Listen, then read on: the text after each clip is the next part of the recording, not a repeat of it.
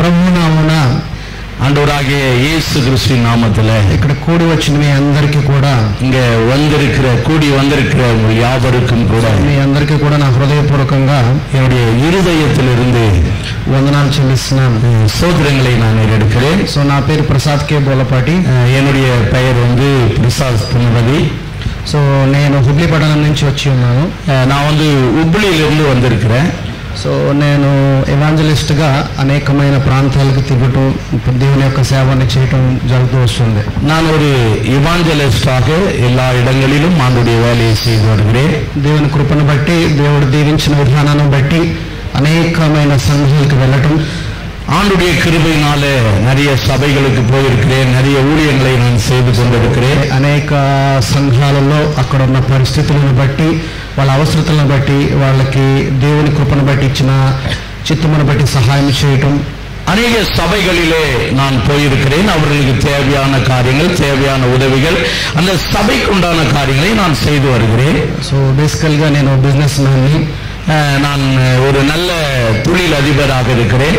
So కానీ దేవుని యొక్క పిలుపుని బట్టి ఈ యొక్క స్వార్థ పరిచర్లకు వచ్చి ఉన్నాను. அது இருந்தாலும் ஆண்டவர் என்னை அழைத்தது நிமித்தம் நான் இந்த ஊழியத்திற்காக வந்திருக்கிறேன். సో ఇంతమంది పాస్టర్స్ మధ్య ఈ యొక్క ఫెలోషిప్ లో నేను కూడా ఒక భాగమైనందుకు నిజంగా చాలా సంతోషంగా ఉంది. இவ்வளோ பெரிய பாஸ்டர்ஸ் கூட்டத்தில் என்னையும் கொண்டு வந்து ஆண்டவர் நிறுத்துவதற்காக நான் கர்த்தரை ஸ்தோத்திரிக்கிறேன். సో మీరందరూ కూడా ఇక్కడ ఆహ్వానించినందుకు, అలాగే అరుల్ దాస్ గారిని బట్టి, ఈ సంఘము పెంతెకోస్తల్ సంఘాన్ని బట్టి అందరికీ కూడా నా హృదయపూర్వకంగా వందనాలు చెల్లిస్తున్నాను. இங்க வந்திருக்கிற உங்கள் யாவருக்கும், இந்த சபை போதவர் அருள்தாஸ் அவர்களுக்கும், எல்லாருக்கும் என்னுடைய இதயத்திலிருந்து நான் ஸ்தோத்திரங்களை ஏறெடுத்துக் கொள்கிறேன். సో మనం ఇంకా వాక్యంలోకి వెళ్దాము. நாம் ஆண்டுடைய வார்த்தைக்கு நேராக போகலாம். ఇప్పుడు జరిగిన కార్యక్రమం అంతా అన్నిటికన్నా గొప్పది దేవుని యొక్క వాక్యము. ஒருவேளை இப்ப நடந்த எல்லா காரியங்களை காட்டிலும் ஆண்டுடைய வார்த்தை தான் நமக்கு பிரதானம். సరే, దగ్గర 1 hour టైం ఇచ్చారు. 1 hour మీకు వినడానికి ఏ ఇబ్బంది లేదా? 1 மணி நேரம் உங்களோடு கூட ஆண்டவர் நடத்தும்படி. సో అందరూ బైబిల్ తెచ్చుకున్నారా? எல்லாரும் பைபிள் கொண்டு வந்திருக்கிறீங்களா? கொஞ்சம் தூக்கி காமிங்களே. ప్రతి సేవకుడు, ప్రతి పాస్టర్స్ దగ్గర చేతిలో బైబిల్ ఉండాలి. எல்லா ஊழியக்காரருடைய இடத்திலும், பாஸ்டர்களுடைய கைகளிலும் பைபிள் இருக்க வேண்டும். ఆ బైబిల్ మన హృదయంలో భద్రపరచుకోవాలి. அந்த பைபிளை என் இருதயத்தில் பத்திரப்படுத்திக்கணும். ఆ భద్రపరుచుకున్న వాక్య లేఖనములు మన నోటి ద్వారా డెలివర్ చేయాలి. இருதயத்தில் பத்திரப்படுத்தின அந்த வார்த்தை வாயின் வழியாகவும் வர வேண்டும். ఎందుకంటే ప్రభు మన హృదయ పలకల మీద దేవుని యొక్క నిబంధనను రాశాడు. ஆண்டவர் என்னுடைய இருதய பலகையில் இந்த வார்த்தைகளை எழுதியிருக்கிறார். సో దేవుడు శక్తిమంతుడు, ஆண்டவர் பலமான தேவன், బలవంతుడు, பலமான தேவன், జ్ఞానవంతుడు, அவர் ஞான தேவன், సంపన్నుడు, அவர் ஐஸ்வர்யமானவர். సో మనము ఎందుకని శక్తి లేని వారుగా ఉంటున్నాం? நாம ஏன் பலவீனமா இருக்கிறோம்? ஏன் நம்ம கிட்ட அந்த சக்தி? మన తండ్రి శక్తిమంతుడు, அவர் பலமான தேவன். ఆయన పిల్లలమైన మనము శక్తి లేని వారుగా జీవిస్తున్నాం. அவர் என்னை அழைத்தது உண்மையானால் நாமும் பலவான்களா இருக்கிறோம். ఎందుకని అంటే దేవుని యొక్క లేఖనములు సరిగ్గా మనం అర్థం చేసుకోకపోవటం. ஏனென்றால் ஆண்டவரை நாம் சரியாக புரிந்து கொள்ளவில்லை. దేవుని యొక్క వాక్యంలో శక్తి ఉన్నది. ஆண்டவருடைய வார்த்தையில் வல்லமை இருக்கிறது. దేవుడు ఏమన్నాడంటే నా మాటలో శక్తి ఉందన్నాడు. ஆண்டவர் சொன்னார் என்னுடைய வார்த்தையிலே பலன் இருக்கிறது என்றார். సత్యం అన్నాడు. ஆண்டவர் நான் சத்தியமான தேவன் என்றார். సత్యం ఏంటి, అలాగే శక్తి ఏంటి? என்னுடைய வார்த்தை எத்தனை உண்மையோ அவ்வளவு சக்தியான தேவன் என்றார். ఆ శక్తి కలిగిన మనమందరము కూడా శక్తిగా దేవుని యొక్క ఆత్మను పొందుకుని, அந்த சக்தியான தேவனோடு நாமும் சக்தி உள்ளவர்களா அந்த வார்த்தைகளை கேட்டுக்கொண்டு అన్నిల మధ్యలోకి వెళ్ళి వెలుగుగా జీవించమన్నాడు. போகிற இடத்திலெல்லாம் நாம் வெளிச்சமாக இருக்க முடியும். ఆయన వెలుగై మనం జీవించాలి. அவருடைய வெளிச்சமாக நாம் வாழ முடியும். యెహోషువ గ్రంథము யோசுவாவின் புத்தகம் 1వ అధ్యాయం 8వ వచనం, 1వ அதிகாரம் 8వ వచనத்துக்குள்ளே ఈ యొక్క లేఖనం ఏం చెప్తుందంటే, ఈ ధర్మశాస్త్ర గ్రంథము, இந்த வேதாகம புத்தகம் నీవు బోధింపక తప్పిపోకూడదు, இந்த நீங்க பிரசங்கிக்கிற அந்த வார்த்தையிலிருந்து விலகி போயிடக்கூடாது. దానిలో వ్రాయబడిన వాటన్నిటి ప్రకారము, இதுல எழுதியிருக்கிற அந்த வார்த்தைகளின் படியெல்லாம் చేయుటకు నీవు జాగ్రత్త పడినట్లు, செய்வதற்கு நீங்கள் மிகவும் ஜாக்கிரதை உள்ளவர்களாக దివారాత్రము ధ్యానించిన ఎడల దివారాత్రము ధ్యానించిన ఎడల வெளிச்சமாக அந்த வெளிச்சத்தை அவருக்கு முன்னதாக காட்டுகிறவர்களாக మార్గమును இந்த வழியில இந்த மார்க்கத்துல వర్ధిల్లింపచేసి நாம ஆண்டுடைய வேலையை உண்மையாய் செய்து చక్కగా ప్రవర్తించెదవు, சரியாய் நடக்க வேண்டும். దేవుడు ఏమంటున్నాడంటే ఈ ధర్మశాస్త్ర గ్రంథములో கர்த்தர் என்ன சொல்றாரு அப்படின்னா அந்த வேதாகமத்துல నీవు బోధింప తప్పిపోకూడదని అంటున్నాడు. இதை பிரசங்கிக்கிற நீ தவறி போகக்கூடாது என்று சொன்னார். దానిలో వ్రాయబడిన వాటన్నిటినీ இதுல எழுதப்பட்டிருக்கிற எல்லா வார்த்தைகளின் படியும் చేయుటకు నీవు జాగ్రత్త పడున செய்வதற்கு நீங்கள் மிகவும் ஜாக்கிரதையாக இருக்க కానీ దేవుడు ఏమంటున్నాడంటే దీనిని దివారాత్రములో ధ్యానించమంటున్నాడు. இந்த வார்த்தைகள் இந்த வெளிச்சமான வார்த்தைகளை நீங்கள் படிக்க வேண்டும் என்று சொன்னார். చాలా మంది ఏంటంటే వాక్యాన్ని చెప్తారు కానీ ధ్యానించరు. நிறைய பேர் பிரசங்கிக்கிறோம் ஆனா பைபிளவே படிக்கிறது இல்ல. சரி, ప్రార్థన చేస్తారు, நல்லா ஜெபம் பண்ணுவோம், కానీ దేవుడు ఏమంటాడంటే ఎడతెగక ప్రార్థన చేయమన్నాడు. ஆண்டவர் சொன்னா நீங்கள் இடைவிடாமல் ஜெபிக்க வேண்டும். ఎడతెగక ప్రార్థన చేయడం అంటే ఎలా? இடைவிடாமல் ஜெபிப்பது என்றால் என்ன? ఎడతెగక అంటే నుంచున్నప్పుడు, పడుకున్నప్పుడు, వెళుచున్నప్పుడు, నడుస్తున్నప్పుడు మీరు ఎక్కడుంటే అక్కడ ప్రార్థన. இடைவிடாமல் என்று சொன்னால் நடக்கும் பொழுது, படுத்துக் கொள்ளும் பொழுது, எழுந்திருக்கும் பொழுது, உட்காரும் பொழுது ஜெபித்துக் கொண்டே இருக்க வேண்டும். ఆయన యొక్క వాక్యాన్ని నీ హృదయంలో దివారాత్రములు ధ్యానించువాడు, அவருடைய வார்த்தைகளை உங்க இருதயத்தில் வெளிச்சமாக நீங்கள் தியானிக்கும் பொழுது ధ్యానించువాడు ధన్యుడు అన్నాడు. அப்படி தியானிக்கிற மனுஷன் பலவான் என்று சொல்லலாம். అలాగే ఇందడు సహోదరుడు చెప్పినట్టుగా இப்பொழுது கூட அருமையான சகோதரன் சொல்லும் பொழுது శోధన సహించువాడు ధన్యుడు, சோதனையை சகிக்கிற மனுஷன் பாக்கியவான். చాలా మంది మనకేంటి కష్టాలు, நிறைய பேர் இப்படி நினைச்சுக்கிறோம், நாம ஏன் அதுல போய் சிக்கிக்கணும், நமக்கு ஏன் பிரச்சனை. సృష్టికర్త మన దేవుడని మనం చెప్తున్నాము, உலகத்தின் ரட்சகரை ஆண்டவர் என்று சொல்லுகிறேன். ఆయన పిల్లలమైన మనం ఇక్కడ அவருடைய பிள்ளைகளாகிய நாம் మనము బాధలు పడుతూ కష్టాలు పడుతూ సువార్తను ప్రకటిస్తున్నాం. அவருடைய வார்த்தைகளை சொல்லுகிற நாம் நிறைய பாடுபட்டு போராடிதான் சொல்லிக் கொண்டிருக்கிறோம். కానీ అందరూ అలా అనుకుంటారు, కానీ ஒருவேளை எல்லாரும் அப்படி என்று இல்லை. కానీ దేవుడు వాక్యం ఏం చెప్తుంది? கர்த்தருடைய వార్త என்ன சொல்லுகிறது? శోధన సహించువాడు ధన్యుడు, சோதனையை சகிக்கிற மனுஷன் பாக்கியவான். ఆ శోధన ఎవడైతే సహిస్తాడో వాడికి నేను జీవ కిరీటం ఇస్తా అన్నాడు. எந்த மனுஷன் இந்த ஊழியத்தின் நிமித்தம் சோதனையை சகிக்கிறான் அவனுக்கு ஜீவ கிரீடத்தை கொடுக்கிறேன் என்றார். అపవాది వచ్చి యేసు ప్రభు వారిని శోధించడానికి వచ్చాడు. பிசாசானவன் ஆண்டவராகிய இயேசு கிறிஸ்துவை சோதிக்கும்படியாய் வந்தான். ఆ శోధనని సహించాడు కాబట్టి ప్రభు యేసయ్య அந்த சோதனையை ஆண்டவராகிய இயேசு கிறிஸ்து சகித்துக் கொண்டார். అందుకే ఆయన లోక రక్షకుడు అయ్యాడు. அதற்காகவே அவர் உலகத்தின் ரட்சகராக மாறினார். ఒక జ్యేష్ఠత్వం గురించి ఏసావు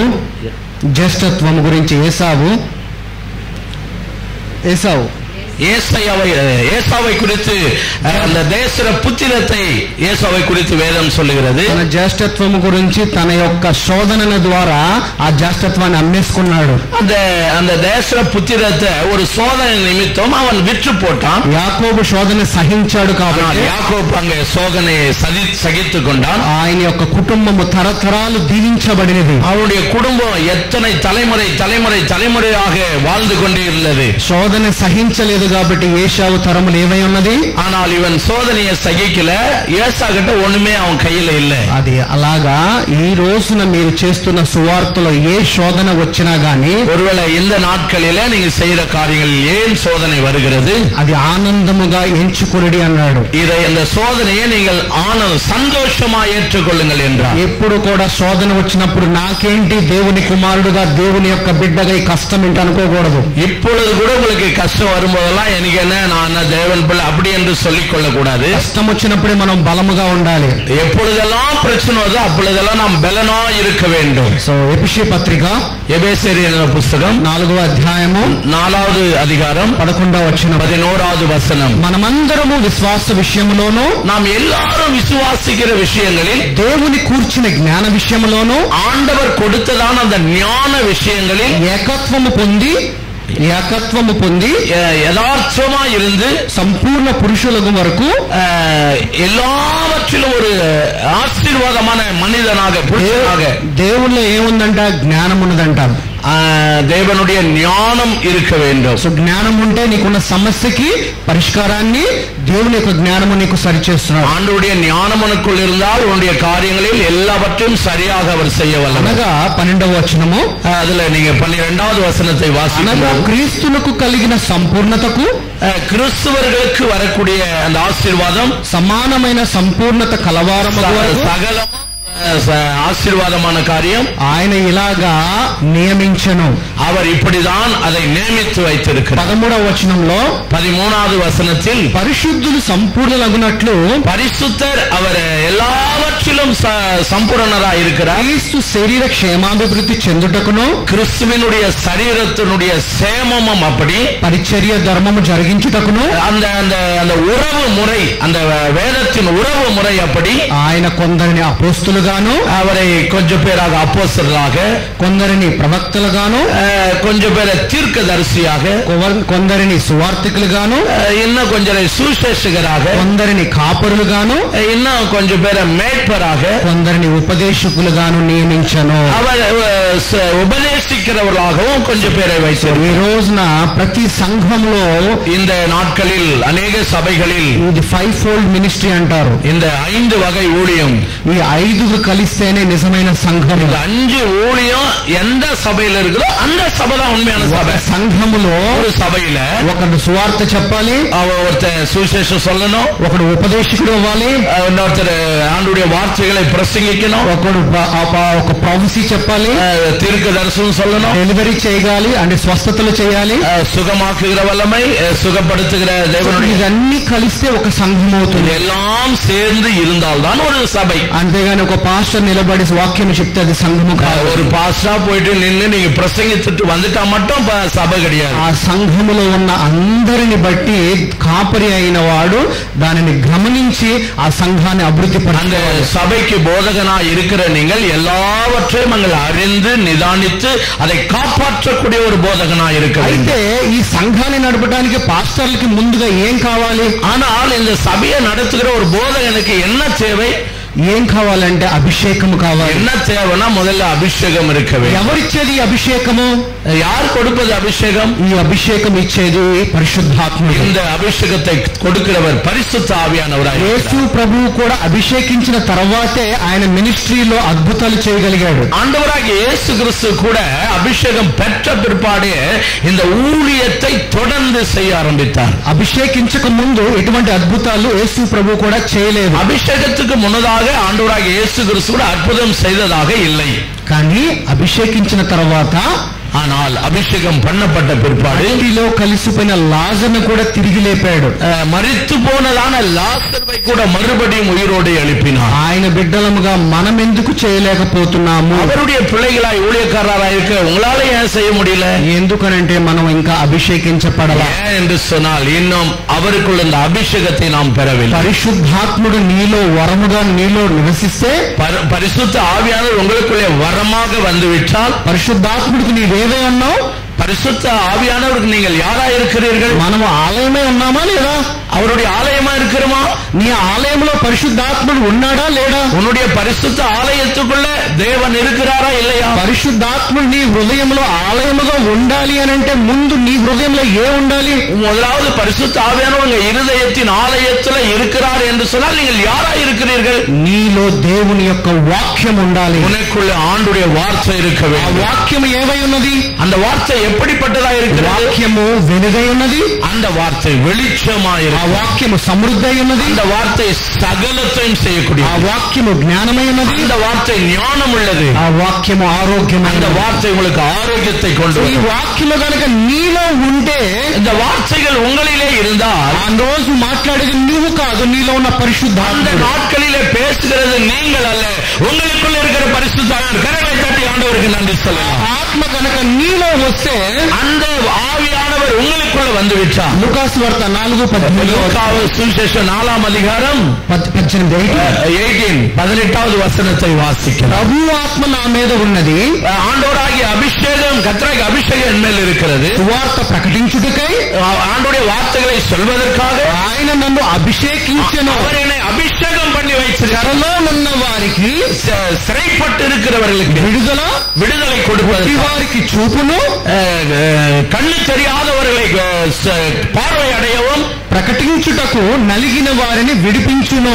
నలిందు పోన మనిదర్களை విడుదలయాక్கவும் ఆండవర్ நம்மை అభిషేకము పొందిన తర్వాత ఈ పనులన్నీ మనం అందరము చేయాలి. பெற்றிருக்கிற நாம் யாவரும் இப்படிப்பட்ட காரியங்களை செய்தே தீர வேண்டும். సో దేవుని ఆత్మ నీలో ఉంటే, கர்த்தருடைய அபிஷேகம் உங்களில் இருந்தால் నువ్వు ఆయన బిడ్డగా శక్తి కలిగి జీవించాలి. அவருடைய மகனாக பலனுள்ளவனாய் இருக்க முடியும். ఆయన యొక్క సువార్తను కనుక మీరు ప్రకటిస్తున్నారంటే, அவருடைய வார்த்தைகளை நீங்கள் பிரசங்கித்துக் கொண்டிருக்கிறீர்கள். శక్తి లేని వారుగా ఉండకూడదు, பலன் இல்லாதவர்களா இருக்கவே கூடாது. దేవుని వాక్యము నీ నోటి మీదే ఉండాలి. ఎప్పుడు அவருடைய வார்த்தைகள் உங்க வாயிலே இருக்க வேண்டும். దేవుని యొక్క వాక్యము నీ హృదయములోనే ఉండాలి. அவருடைய வார்த்தைகள் உங்க இருதயங்களில் இருக்க வேண்டும். ఆ నిమిషము నీ హృదయములో పలికే ప్రతి మాట, அந்த నిమిషమే உங்க இருதயில தோன்றுகிற வார்த்தைகள், నీ నోటి ద్వారా ఏదైతే డెలివర్ చేస్తావో, வார்த்தையிலிருந்து వాయిలిருந்து புறப்பட்டு வருகிற ఫలించి తిరిగి రావాలి.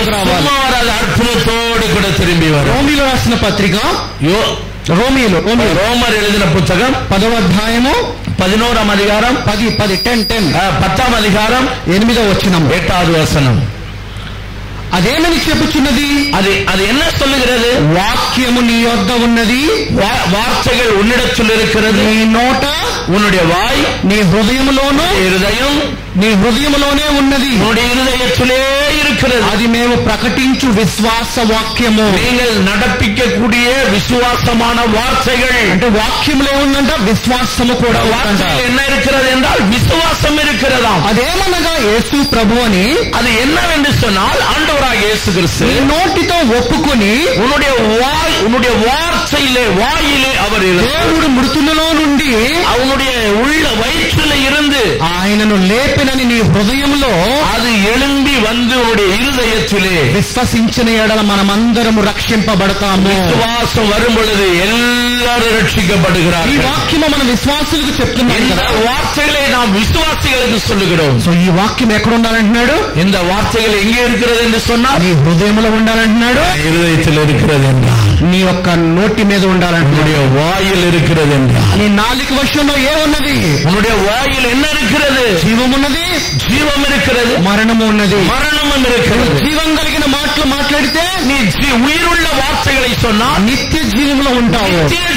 జీవనకుள் போகிறாవు. మరణము కలిగిన మాటలు మాట్లాడితే, வார்த்தைகளிலே மரணத்துக்கு ஏதுவான வார்த்தைகள் మరణానికి దారి తీస్తావు. మరణத்துக்கு மட்டும்தான் போக முடியும். దేవుని యొక్క మాటలో శక్తి కలిగిన మాటలు ఉన్నప్పుడు మనం ఎలాంటి జాగ్రత్త కలిగి ఉండాలి? వార్తகளிலே బలనాన వార్తలు, అభిషేకం ఉள்ள వార్తలు இருந்தால் ఫిలిప్పీయులు எழுதின పుస్తకం 1వ అధ్యాయము 1వ అధికారం 18వ వచనத்தை వాసిக்கலாம்.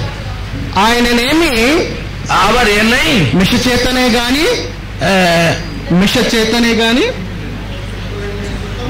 என்னை சுத்தமே మిష చేతనంగా తమిళ என்னை పరిశుద్ధమాకినది నిమిత్తం సత్యము చేతనే గాని వార్తయినాலே ఏ విధము చేతనైనను எந்த விதத்தில் ஆனாலும் క్రీస్తు ప్రకటింపబడుచున్నాడు. ஆண்டவர் அங்கே வெளிப்பட்டு கொண்டிருக்கிறார். అందుకు నేను సంతోషించుచున్నాను.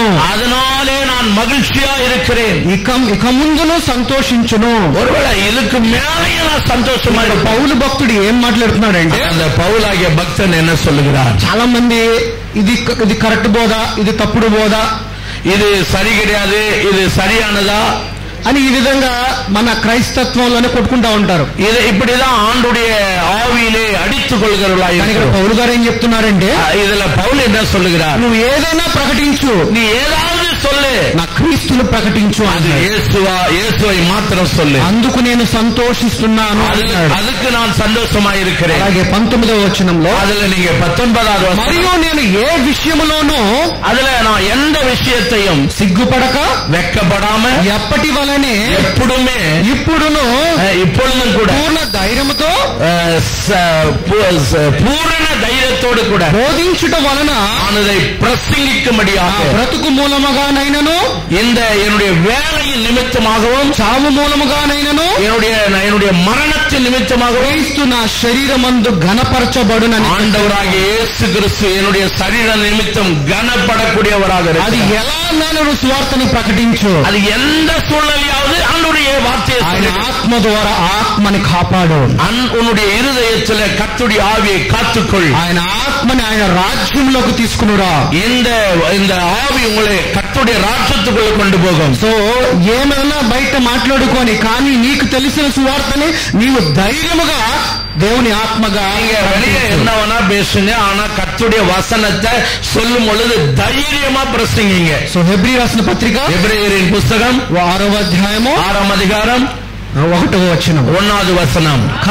కాబట్టి அப்படி இருக்கிறபடியா నిర్జీవ క్రియలను విడిచి இந்த பொல்லாத கிரியைகளை விட்டு మారు మనసు పొందుటి உங்கள் இருதயம் மாற்றப்பட்டவர்களாக దేవుని అందలి ஆண்டவருக்குள்ளாக విశ్వాస బోధలను గూర్చి நீங்கள் விசுவாசித்து போதிக்கிறவர்களாக హస్త నిక్షేపణ మృతులను உங்க கரங்களினாலே அற்புதங்களையும் పునరుద్ధానమును మృతుల పునరుద్ధానమును உங்கள் பரிசுத்தமான இருதயத்தோடும் నిత్యమైన తీర్పును நமக்கென்று ஒரு நித்தியமான தீர்ப்பு இருக்கிறது. పునాది మరలా వేయక அது நம்மை மரணத்துக்கு கொண்டு போயிடாதபடி క్రీస్తును గూర్చిన మూలోపదేశము మాని கிறிஸ்துவை குறித்ததான அந்த மூல உபதேசத்தின் நிமித்தம் సంపూర్ణ మగుటకు సాగిపోదు. பரிபூரணத்துக்காக நாம் கடந்து போக போகிறோம். పౌలు గారు ఏం మాట్లాడుతున్నారు? இதுதான் పౌలాகிய మనిషిని எழுதுகிறார். ప్రతి సంఘంలో எல்லா சபையிலும் బాప్తిసం తీసుకోవాలని ఎక్కువ ప్రదర్శన చేస్తా ఉంటారు.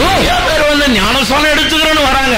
ఇలాంటి యొక్క బోధన మానండి అంటున్నాడు. இப்படிப்பட்ட ஒரு சத்தியத்தை நீங்கள் சொல்லி బాప్తిసం అవరమే రక్షణ పొందడానికి, ஞானஸ்நானம் எடுப்பது ரட்சிப்புக்குரியது. కానీ ఏమీ తెలియనప్పుడు నువ్వు బాప్తిసం తీసుకుంటే ஒண்ணுமே தெரியலனாலே நீங்க போய் ஞானஸ்நானம் கொடுக்கிறது சரியா இருக்குமா? దానివల్ల ఎటువంటి ఉపయోగము?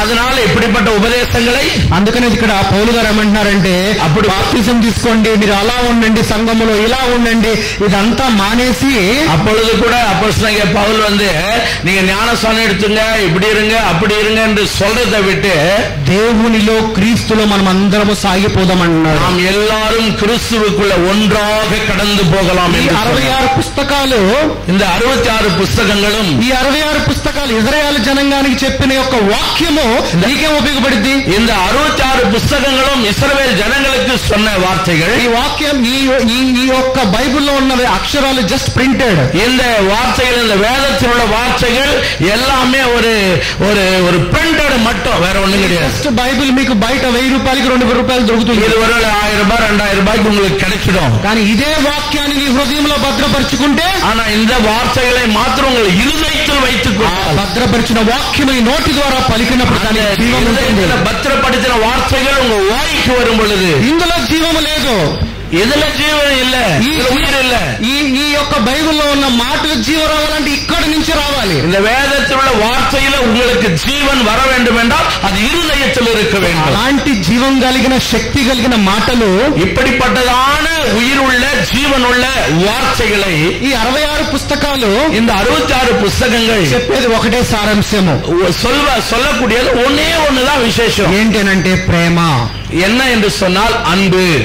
ఈ ప్రేమ కనుక నీలో కనుక లేకపోతే, இந்த அன்பு உங்களுக்குள் இல்லாமல் దేవుడు ఏమంటున్నాడంటే నువ్వు నా కుమారుడు కూడా కానేరవంటున్నాడు. ஆண்டவரே சொன்னார் நீ என் மகனே கிடையாது போடா அப்படின்ட்டு. దేవుడు 2 నిబంధనలు ఇచ్చాడు. మీకు ஆண்டவர் 2 கட்டளைகளை கொடுத்தார். 66 పుస్తకాలు నువ్వు పాటించిపోయినా పర్వాలా, ఈ 66 పుస్తకங்களில் எழுதியிருக்கிறவைகளில், ఎందుకంటే మనము లా కింద లేము, ஏனென்று சொன்னால் நாம் இதை ధర్మశాస్త్రము కింద లేము, வேதத்துக்கு உள்ள கிடையவே கிடையாது. మనమున్నది యేసు ప్రభు అనే కృప కింద ఉన్నాము. நாம் இருக்கிறது கட்டளைகளுக்குள்ள, இயேசுவின் கிருபைக்குள்ள.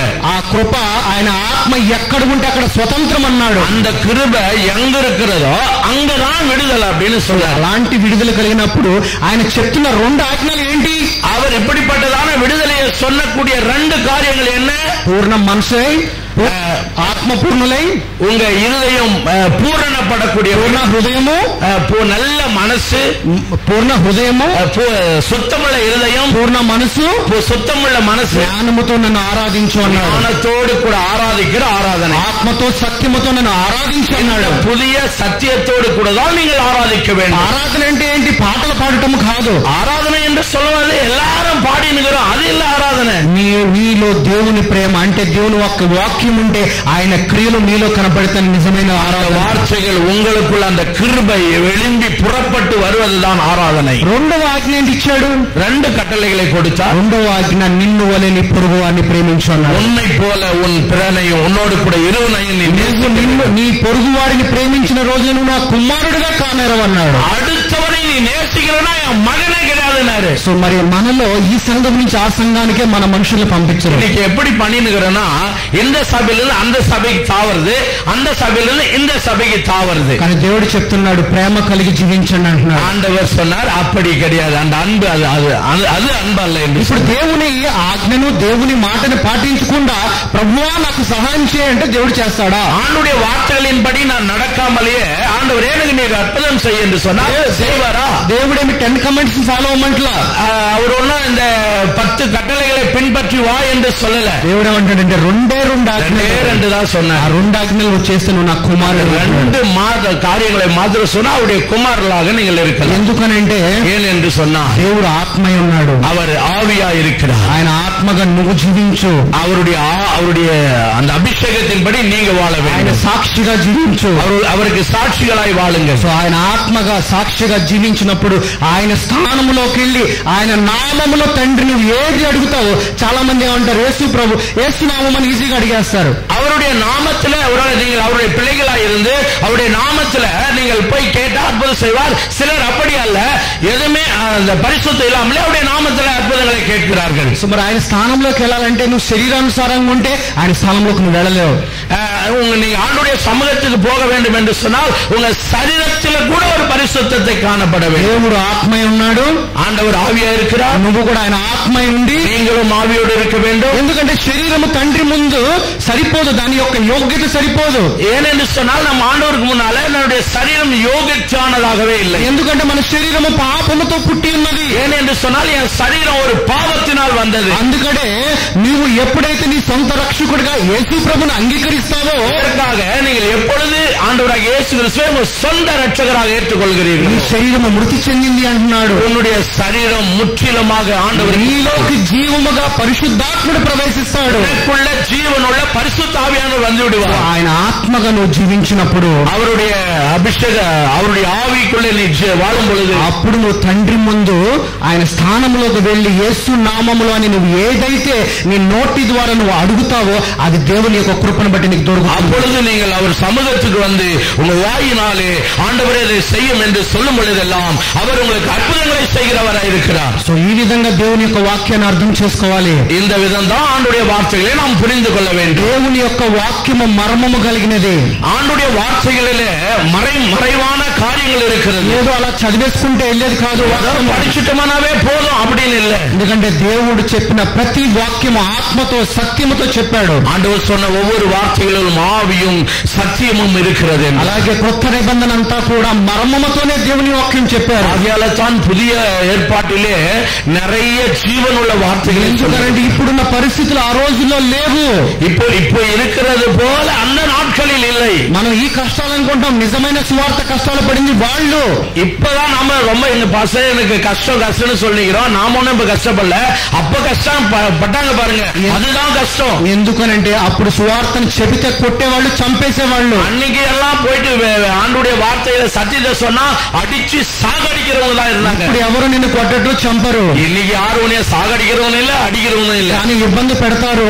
ஆனா ஒரு கண்டிப்பா உங்களுக்கு சொல்றாங்க, కానీ దేవుడికి నువ్వు బద్ధుడువై ఉంటే దేవుడే నీకు తోడే ఉంటాడు. ஆனா உங்களோடு உங்களை பத்திரமா பாதுகாக்கிற தேவன் உங்களோட இருக்கிறார். అప్పుడున్న పరిస్థితులకు అర్థం కాకుండా ఉండటం కోసమే దేవుని యొక్క వాక్యాన్ని మర్మ మూలముగా దేవుడు బోధించాడు. ஒருவேளை என்னுடைய மறைமுகமான காரியங்களில் கர்த்தருடைய வார்த்தைகள் என்னை சரியான பாதையில நடத்தக்கூடியதா இருக்கு. జ్ఞానముగా వాక్యముతో బోధించాడు. జ్ఞానమాய் కర్తருடைய వార్తகளை ప్రసంగిக்க. ఈ రోజున కూడా అదే జ్ఞానము కలిగిన వాక్యాన్ని, இந்த நாளிலும் கூட அதே ஞானமுள்ள வார்த்தைகளை మర్మములాగా మర్మములను విప్పాలి.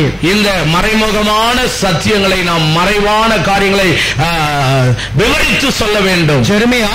எரேமியாவின் புத்தகம் 3వ అధ్యాయము 3வது அதிகாரம் 15వ వచనం 15வது வசனம். నాకు ఇష్టమైన కాపురులను, எனக்கு ఇష్టமான కుటుంబங்களை నీకు నియమింతును, உனக்கு நான் கொடுக்கிறேன். వారు జ్ఞానముతోను, அவர்கள் ஞானமாய் వివేకముతోను, వివేకతోడు మిమ్ములను ఏలుదురు. அவங்க உங்களை நடத்துவார்கள். మనమందరము కూడా దేవుడు అంటున్నాడంటే జ్ఞానముతో నా బిడ్డలను మీకు నేను ఏర్పరుస్తాను అంటున్నాడు. ஆண்டவர் நமக்கு என்ன சொல்லுகிறார்? எல்லாம் ஞானத்தோடு கூட உங்களுக்கு நான் கொடுத்தவர்களை நியமித்துக் கொள்ளுங்கள் என்று சொன்னார். మరి అలాంటి జ్ఞానము ఎక్కడ ఉన్నది? జ్ఞానము ఇప్పుడు இந்த ஞானம் எப்படிப்பட்ட ஞானம்? మనుష్య జ్ఞానము పిచ్చి జ్ఞానము. அது మనుషனுடைய ஞானம், அறிவு பைத்தியம். కానీ దేవుడి యొక్క జ్ఞానము అనంతము. ஆண்டுடைய ஞானம் சந்தோஷமானது. ఆ జ్ఞానము కలిగిన వాక్యాన్ని ఈ రోజున మీరు అందరూ కూడా బోధించాలి. ஞானமான வார்த்தைகளை நீங்கள் எல்லாரும் உபதேசிக்க வந்திருக்கு. ఏమని బోధించాలి? என்ன சொல்றது? హోషేయ గ్రంథము, ఓసియాவின் పుస్తకం 6వ అధ్యాయము 6వ அதிகாரம் 3వ వచనము 3வது వచనం. యెహోవాను గూర్చిన జ్ఞానము, அந்த யெகோவாவை குறித்ததான வார்த்தை. సంపాదించుకుందాము రండి, సంపాదించుకుందాము రండి, அதை சம்பாதித்துக் கொள்ளலாம் வாங்கள் என்று. యెహోవాని కూర్చిన జ్ఞానము, யெகோவாவை கர்த்தராகிய தேவனை குறித்ததான సంపాదించుటకు ఆయనను అనుసరించండి. நாம் சம்பாதித்துக் கொள்ளத்தக்கதான காரியங்கள் அவரிடத்திலே அனுசரித்துக் கொள்ள வேண்டும். రండి, ఉదయమును తప్పక வாங்க, அதிகாலையிலே எழுந்து వచ్చు రీతిని ఆయన ఉదయించును. அவர் కాலையிலே நமக்கு அவர் வெளிப்படுவார். వర్షము వలె ఆయన మన యొద్దకు వచ్చును. மழையை போல, பனியை போல அவர் நம்மிடத்துக்கு வருவார். భూమిని తడుపునట్టి, இந்த பூமியை நனைப்பது போல తొలకరి వర్షము, இந்த பனியானது కడవరి వర్షము వలె எல்லா அந்த மேகத்தின் மழையை போல ఆయన మన వద్దకు వచ్చును. அவர் நம்மிடத்துக்கு வருகிறார். దేవుని యొక్క వాక్యంలో జ్ఞానం ఉంది. ஆண்டுடைய வார்த்தையிலே ஞானம் இருக்கிறது. మొదటి వర్షము ఆయనే అంటాం, முதலாவது வருஷமும் కడపరి వర్షము ఆయనే, முதலும் அவரே, முடிவும் அவரே. ఆయన జ్ఞానమే నీకు తోడే ఉంటాడు. அந்த ஞானம் உங்களுக்கு துணையாக இருக்கிறது. అలాంటి యొక్క జ్ఞానము కలిగిన వాక్యాన్ని నీ నోటితోనే ఎప్పుడు కూడా పలకాలి. இப்படிப்பட்டதான ஞானமுள்ள வார்த்தைகளை உங்கள் இருதயத்திலிருந்து நீங்கள் பிரசங்கிக்க. దేవుడు ఎటువంటి బలిని కోరట్లా నీ దగ్గర నుంచి. இந்த தேவனாகிய கர்த்தர் இப்படிப்பட்ட அவர் சொல்லுகிறார், எனக்கு இப்படிப்பட்ட பலிகள். ఓ సహోదరి, ఓ సహోదరా, ఓ సహోదరుడా, సహోదరుడా, దేవునికి నీ హృదయాన్ని సమర్పించు. ఆండవருக்கு உன் இருதயத்தை செலுத்து. దేవుడు నిన్ను ఎక్కాలనంత కొండపైకి తీసుకెళ్లి కూర్చోబెడతాడు. ఆండవరు ఉన్న ఉయర్ந்த மலையில கொண்டு போய் வைப்பார். దేవుని యొక్క వాక్యాన్ని మాటకి చెవియొగ్గము. ஆண்டுடைய வார்த்தைகளுக்கு உன் செவி சாய்த்து நடு. ఆ మాటని, என்னுடைய வார்த்தைகளை, నా యొక్క ఆజ్ఞని, என்னுடைய கட்டளைகளை జ్ఞానముతో నిన్ను దీవిస్తాను అన్నాడు. ஞானத்தோடு கூட நடந்தால் நீ உன்னை வாழ வைப்பேன் என்று. ఆయన యొక్క మాట ఆజ్ఞ రెండే. அவருடைய வார்த்தைகள் ரொம்ப ரெண்டே வார்த்தைகள். పూర్ణ మనసుతో, పూర్ణமான இருதயத்தோடு, హృదయముతో, పూర్ణ இருதயத்தோடு సత్యమును ఆరాధించు. தேவனை ஆராதித்து నిన్ను వలె నీ పొరుగు వారిని ప్రేమించు. உன்னை போலே பிறனையும் நீ நேசிக்க வேண்டும். ప్రసంగి గ్రంథము, ప్రసంగిயின் పుస్తకం 5వ అధ్యాయము 5వ அதிகாரம் 1వ వచనం. 1வது வசனம். నీవు దేవుని మందిరముకు పోవునప్పుడు, நீங்கள் தேவனுடைய ஆலயத்திற்கு போகும் பொழுது నీ ప్రవర్తనను జాగ్రత్తగా చూచుకొనుము. உன்னுடைய வார்த்தைகள், அவருடைய தீர்க்க தரிசனத்தை சரியாய் காத்துக்கொள். బుద్ధిహీనులు అర్పించినట్లు, புத்தி இல்லாதவன் பேசுகிறது போல బలి అర్పించుట కంటే பலி செலுத்தாதபடி సమీపించు ఆలకించుట శ్రేష్టము.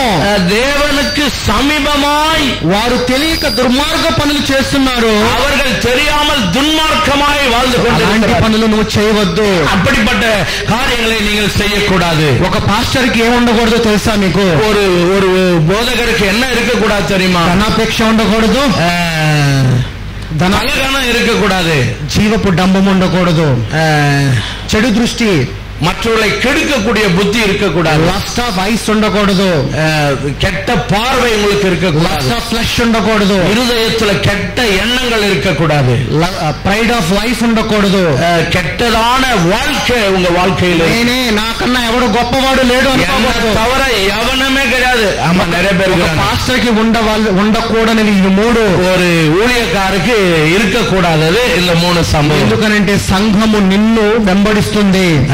ஏன் என்று சொன்னால் சபை உன்னதான் ஃபாலோ பண்ணி సంఘానికి నువ్వు కాపరివై ఉన్నావు. அந்த சபைக்கு நீ காவலனா இருக்கிறாய். కాపరివై నువ్వు ఎలాగా ప్రవర్తించాలి? நீ எப்படி பிரசங்கிக்க வேண்டும்? నీతి ఫలించినట్లు నీలో కనపడాలి. நீதி முதல்ல உன்னிலிருந்து புறப்பட வேண்டும். దేవుడు వాక్యం ఏమై ఉన్నది? ஆண்டுடைய வார்த்தைகள் எப்படி இருக்கிறது? నీతి అయినది, రైట్స్ అయినది, நீதி உள்ள வார்த்தைகளாய் இருக்கிறது. హోసేయ గ్రంథము ஓசையாவின் புத்தகம் 10వ అధ్యాయము 10వ அதிகாரம் 12వ వచనం 12வது வசனம். నీతి ఫలించినట్లు நீதி விளையும்படியாக మీరు విత్తనము వేయుడి, நீங்கள் விதைக்க வேண்டும். ప్రేమను కోత మీరు కోయిడి, அன்பின் அறுப்பை நீங்கள் அறுக்க வேண்டும். యెహోవా వెతుకుటకు ఇదే సమయము, கர்த்தரை தேடக்கூடிய காலம் இதுவாயிருக்கிறது. ఆయన ప్రత్యక్షమే మీ మీద నీతి వర్షము, இப்படிப்பட்டதான நீதியின் வருஷம் முன்னிமித்தமும் కురిపించినట్లు ఇదివరకు ఎన్నడను కురిపించినట్లు ఇదివరకు ఎన్నడను விளைய செய்ய காரியங்கள் இதுக்கு மேலவும் దున్నని బీడు భూమి దున్నుడి, கரம்புகளை, அதாவது வந்து அது என்ன தமிழ்ல வந்து என்ன சொல்ல, கரம்பு தரிசு நிலங்களை நீங்கள் உழ வேண்டும். ఏమంటున్నాడు దేవుడు ఇక్కడ? என்ன சொன்னார் கர்த்தருங்க? నీవు సంఘములో உன்னுடைய సభையில ఒక దేవుడిని నమ్మని వాడు వచ్చాడు, ஒரு అవిశ్వాసి வந்துட்டாரு. అవిశ్వాసి వచ్చినప్పుడు దేవుడు అంటున్నాడంటే నా నీతి అనే విత్తనమును వాడి హృదయంలో నాటమంటున్నాడు. அந்த அவிశ్வாசி வந்தபோது எப்படியாவது இந்த ஜீவனுள்ள வார்த்தைய அந்த விதைய அவன் இருதயத்துல போடுன்னு சொன்னார். విత్తనము నాటిన తర్వాత ఆ విత్తనం పెరిగి పంట ఏమొస్తుందంట? அந்த விதை அவன் இருதயத்துல விதைக்கப்பட்ட போது அவன் விளைந்து பலனை கொடுக்கிறான். ప్రేమ అనే పంటను కోయి అంటున్నాడు. அவன் அன்பின் அறுப்பை அறுக்கிறான். ఆ ప్రేమను కోయాలంటే ముందు నీలోనే ఉండాలి. அந்த அன்பின் அறுப்பு அறுக்க வேண்டும் என்றால் உனக்குள்ள என்ன இருக்கிறது? నీలో ముందుగా ప్రేమ ఉండాలి. உனக்குள்ள முதல்ல அந்த அன்பு. నువ్వు నీ విత్తే విత్తనమైన వాక్యము, நீ பிரசங்கிக்கிறதான அந்த வார்த்தைகள் వీడు లాంటి హృదయంలో தரிசு நிலங்களிலே ఆ వాక్యము పెరిగి ప్రేమనే కోతను కోయాలి. அந்த விதை பெருகி நல்ல ஒரு அறுப்பை நீங்கள் அறுக்க வேண்டும். అదే నిజమైన ఆరాధన. இதுதான் உண்மையுள்ள ஆராதனையாய் దేవుని యొక్క వాక్యంలో శక్తి ఉన్నది. ஆண்டுடைய வார்த்தையிலே வல்லமை இருக்கிறது. ఆమోసు గ్రంథము, ஆமோஸின் புத்தகம், ఆమోసు 5వ అధ్యాయము 5వ அதிகாரம் 8వ వచనం 8வது வசனம் 5:8. ఆయన సప్తఋషి నక్షత్రములను அவர் உண்மையுள்ள நட்சத்திரங்களாக మృగశీర్ష నక్షత్రమును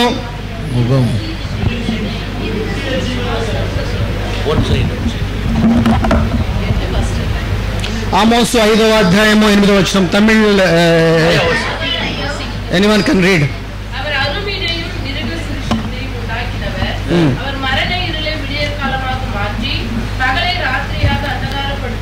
కరెక్ట్. పోదు. కారు చీకటిని కూడా ఉదయముగా మార్చేవాడు. அவர் இருளை கூட வெளிச்சமாய் மாற்றுகிற పగటిని కూడా రాత్రి వలె మార్చేవాడు. పగலை கூட அவர் ராத்திரியாக மாற்றுகிறார். పగటిని రాత్రిని చీకటగా మార్పు చేయవాడు. పగలயும் రాత్రిயும் இருளாக கூட సముద్ర జలమును పిలిచి వాటిని அந்த சமுத்திரத்தின் தண்ணீராக ஒன்றாக భూమి మీద పారునట్లుగా చేశాడు. அதை பூமியின் மேலே பறந்து போகிறதாக மாற்ற முடியும். అలాంటి దేవుడు నీ దేవుడు. அப்படிப்பட்ட தேவன் தான் உன்னுடைய దేవుడు కలిగిన మనం ఎలా ఉండాలి? அப்படிப்பட்ட தேவனை அறிந்த நீங்கள் எப்படி இருக்க வேண்டும்? வேண்டும். శక్తి కలిగి ఉండాలి. பலனுள்ளவர்களாக இருக்க. శక్తి కలిగిన వాక్యము నీ హృదయంలో దాచుకోవాలి. பலனுள்ள வார்த்தைகள் உங்க இருதயத்திலே வைத்து వాక్యము వెలిగే నీకే నీలో ఉన్న వాక్యము దేవుడు ఉన్నాడు, నేను కావలిగా ఉంటానంటున్నాడు. அந்த வார்த்தையின் வெளிச்சம் உங்கள் இருதயத்தில் இருக்கும் பொழுது அவரே உன் காவலனாய் இருப்பேன் என்றார். అలాంటి యొక్క వాక్యాన్ని, இப்படிப்பட்ட ஒரு வார்த்தைகளை యోహాను సువార్త யோவானின் சுவிசேஷம் 5వ అధ్యాయము 5వ அதிகாரம் 39 39வது வசனம். లేఖనములందు మీకు నిత్య జీవము కలదని తలంచు వాటిని, இல்லாதவைகளை உங்களுக்கு நித்திய ஜீவனை உண்டாக்கும்படியாக వాటిని పరిశోధించుచున్నారు. அதை நான் பரிசோதித்து అవే నన్ను గూర్చి సాక్ష్యం ఇచ్చుచున్నవి. அதுவே என்னை குறித்ததான சாட்சி கொடுத்து கொண்டிருக்கிறது. అర్థం ఏంటంటే, இதனுடைய அர்த்தம் என்னவென்றால் ఈ క్రైస్తత్వంలో ఉన్న ఒక గొప్ప ఒక చెడు స్వభావం ఏంటంటే, இந்த கிறிஸ்தவங்க கிட்ட ஒரு கெட்ட சுவாபம் என்ன அப்படின்னா, ఏది మాట్లాడినా என்னதான் பேசினாலும் ఇందులో రిఫరెన్స్ ఉందా, ரெஃபரன்ஸ் இருக்குதா, இதுக்கு రిఫరెన్స్ లేకపోతే యేసు ప్రభువుని కూడా ரெஃபரன்ஸ் இல்லைன்னா நான் இயேசு பிரபுவே ஏத்துக்க மாட்டேன். అంటే దీన్ని ఏం చేశారు, இதை நாம் என்ன செய்து கொண்டு రిలీజన్ గ్రంథం చేసేశారు. రిలీజన్ గ్రంథం இதை நாம என்ன செய்து கொண்டிருக்கோம்னா இது ஒரு மத புத்தகமாக வைத்துக் கொண்டு, ఇది మత గ్రంథము కాదు, ஒரு மதத்துக்குரிய புஸ்தகம் இல்லை. ఈ గ్రంథము నుండి, இந்த புஸ்தகத்திலிருந்து ప్రభులకు ప్రభు అయిన ஆண்டவர் ராஜாதி ராஜாவும் రాజులకు రాజైన ராஜாதி ராஜாவும் యేసు ప్రభువును పరిచయం చేస్తున్నాడు. ஆண்டவருடைய நாமத்தை சொல்லக்கூடியதா இருக்கிறது. తండ్రిని పరిచయం చేస్తున్నాడు. தகப்பனை நமக்கு விவரிக்கக்கூடியதா, పరిశుద్ధాత్మని ప్రవేశపెడుతున్నాడు. பரிசுத்த ஆவியானவரை நமக்கு அறிமுகப்படுத்தக்கூடியதா, తర్వాత నువ్వెవరో నీకు తెలిసేలాగా పరిచయం చేస్తున్నాడు. அது மாத்திரமல்ல, நீ யார் என்பதையும், నువ్వు ఎవరివి, நீ யார் என்று, నువ్వు దేవుని కుమారుడువా, நீ கர்த்தருடைய மகனா, మరి దేవుని కుమారుడు అయితే దేవుని ఆత్మగా జీవించాలా లేదా, நீ தேவனுடைய குமாரன் என்று சொன்னால் நீங்கள் ఈ బైబిల్లో ఎత్తుక్కోవటం కాదు, బైబిల్లో ఎత్తుక్కోవటం కాదు, இது பைபிள்ல தேடுற காரியம் கால இல்ல. దేవుడు నిన్ను ఏది వెతకమన్నాడు, ஆண்டவர் உங்களை எதை தேட சொன்னார், నా నీతిని నా రాజ్యాన్ని వెతకమన్నాడు. என்னுடைய ராஜ்யத்தையும் தேடுங்கள் என்று. ఎందుకనంటే, ஏன் என்று சொன்னால், అబ్రహాం గారు ఉన్నప్పుడు బైబిల్ ఉందా, అబ్రహాం గారు ఉన్నప్పుడు బైబిల్ ఉందా, లేదు. பொய்யர்களுக்கு வேதம் இல்லை. ఈ రోజున మనకి బైబిల్ ఉంది, ఆ రోజున బైబిల్ లేదు. இல்ல. కానీ ఆయన ఈ లోకం అంతానికి తండ్రిగా అయ్యాడు.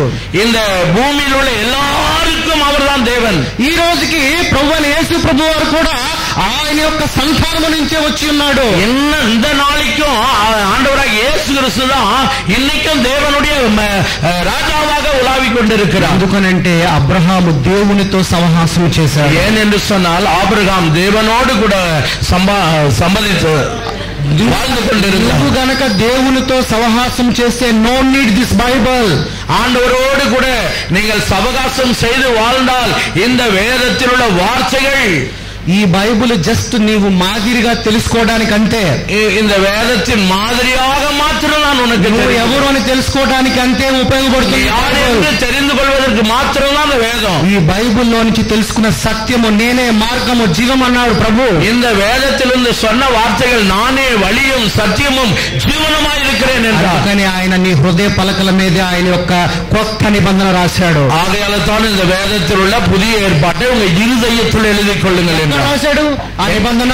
எங்க எழுதினார் அந்த வார்த்தைகளை? హెబ్రీ పత్రిక எபிரேயரின் புத்தகம் 10వ అధ్యాయము 10వ அதிகாரம் 16వ వచనం. 16வது வசனத்துக்கு உங்களை திருப்பி, ஏனென்று சொன்னால், ఆ దినములైన తరువాత அந்த நாட்களிலே నేను వారితో చేయబో నిబంధన ఇదే, நான் அவங்களோடு பண்ணக்கூடிய இந்த பொருத்தனைகள் இது, నా ధర్మ విధులను என்னுடைய வேதத்தின் விதமாகவும் వారి హృదయమునందుంచి அவங்க இருதயங்களுக்குள்ள கடந்து మనస్సు మీద அவர்களுடைய இருதயத்தில் వాటిని వ్రాయుదును.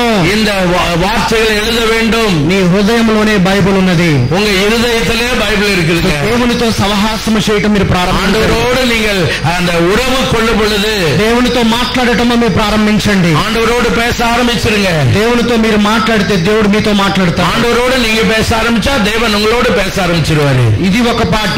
இது ஒரு పార్ట్. ఇప్పుడు దేవుడి దగ్గర ఒక శక్తి ఉన్నది కదా, ஆண்டவரிடத்துல ஒரு வல்லமை இருக்கிறது இல்லையா? శక్తి ఎలా పొందుకోవాలి, அதை எப்படி நான் பெற்றுக்கொள்வது? ఆ శక్తి పొందుకోవాలి. ఆ శక్తి లేకపోతే నువ్వు ఎటువంటి, அதை நான் பெற்றுக்கொள்ள வேண்டும். அதை பெற்றுக்கொள்ளவில்லை என்று சொன்னால் నువ్వు ఎటువంటి కూడా స్వస్థతలు చేయలేవు. நீ எப்படிப்பட்ட అద్భుతాలు చేయவே முடியாது.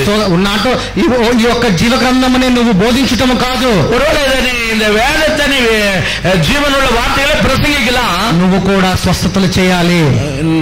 நீயும் கூட சுகப்படுத்துகிறவனாக இருக்க வேண்டும். మార్క్స్ వార్త 16వ సువిశేషం 16వ అధ్యాయం 16వ అధికారం 16వ 17వ వచనం 16 16 நம்பி பாப்திசம పొందినవాడు அவன் நம்பி ஞானஸ்நானத்தை எடுத்தவன் రక్షింపబడును, ரட்சிக்கப்படுவான். నమ్మని వానికి நம்பாதவன் శిక్ష విధింపబడును. அவன் ஆக்கினை தீர்ப்படைவான். నమ్మిన వారి వలన நம்பினவன் மாத்திரமே ఈ సూచక క్రియలు కనపడును. இந்த சூட்சியமான காரியங்களை ఏంటవి? என்னது?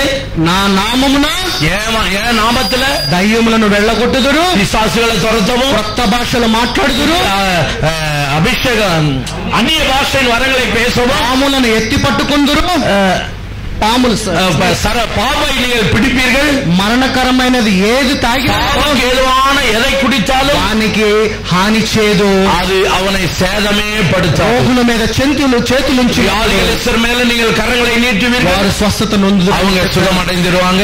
ఇది రక్షణ పొందిన వారికి చెప్తున్నారు, రక్షణ పొందని వారికి చెప్తున్నారు. இது ரட்சிக்கப்பட்டவங்க செய்யற வேலையா, ரட்சிக்கப்படாதவங்க செய்யற வேலையா? రక్షణ పొందిన వారికి. ரட்சிக்கப்பட்டவன் மாத்திரம் தான் செய்யணும். ఎందుకు చేయలేకపోతున్నాం? அப்ப ஏன் நம்ம செய்யல?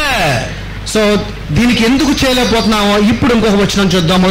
మార్క్స్ వార్త செய்யல அப்படின்னு சொல்லி இன்னொரு வசனத்தை நான் சொல்றேன். మార్క్స్ వార్త 9వ అధ్యాయము, మార్కిన్ పుస్తకం 9వ అధికారం 19వ వచనం, 19వ వచనం. యాక్చువల్ గా ఇది ఎక్కువ టైం లేదు కాబట్టి நேரம் இல்லாததுனால సో దీని గురించి ఏం చెప్తున్నానంటే, இத குறித்து நான் என்ன சொல்ல போகிறேன். ఒక మనిషికి మోక్ష రోగం ఉన్నది, ஒரு மனுஷனுக்கு மோட்சம் கிடைக்க வேண்டும் என்றால், సో ఆయన శిష్యులు ఎవరు కూడా ఆ దయ్యాన్ని విడగొట్టలేకపోయారు.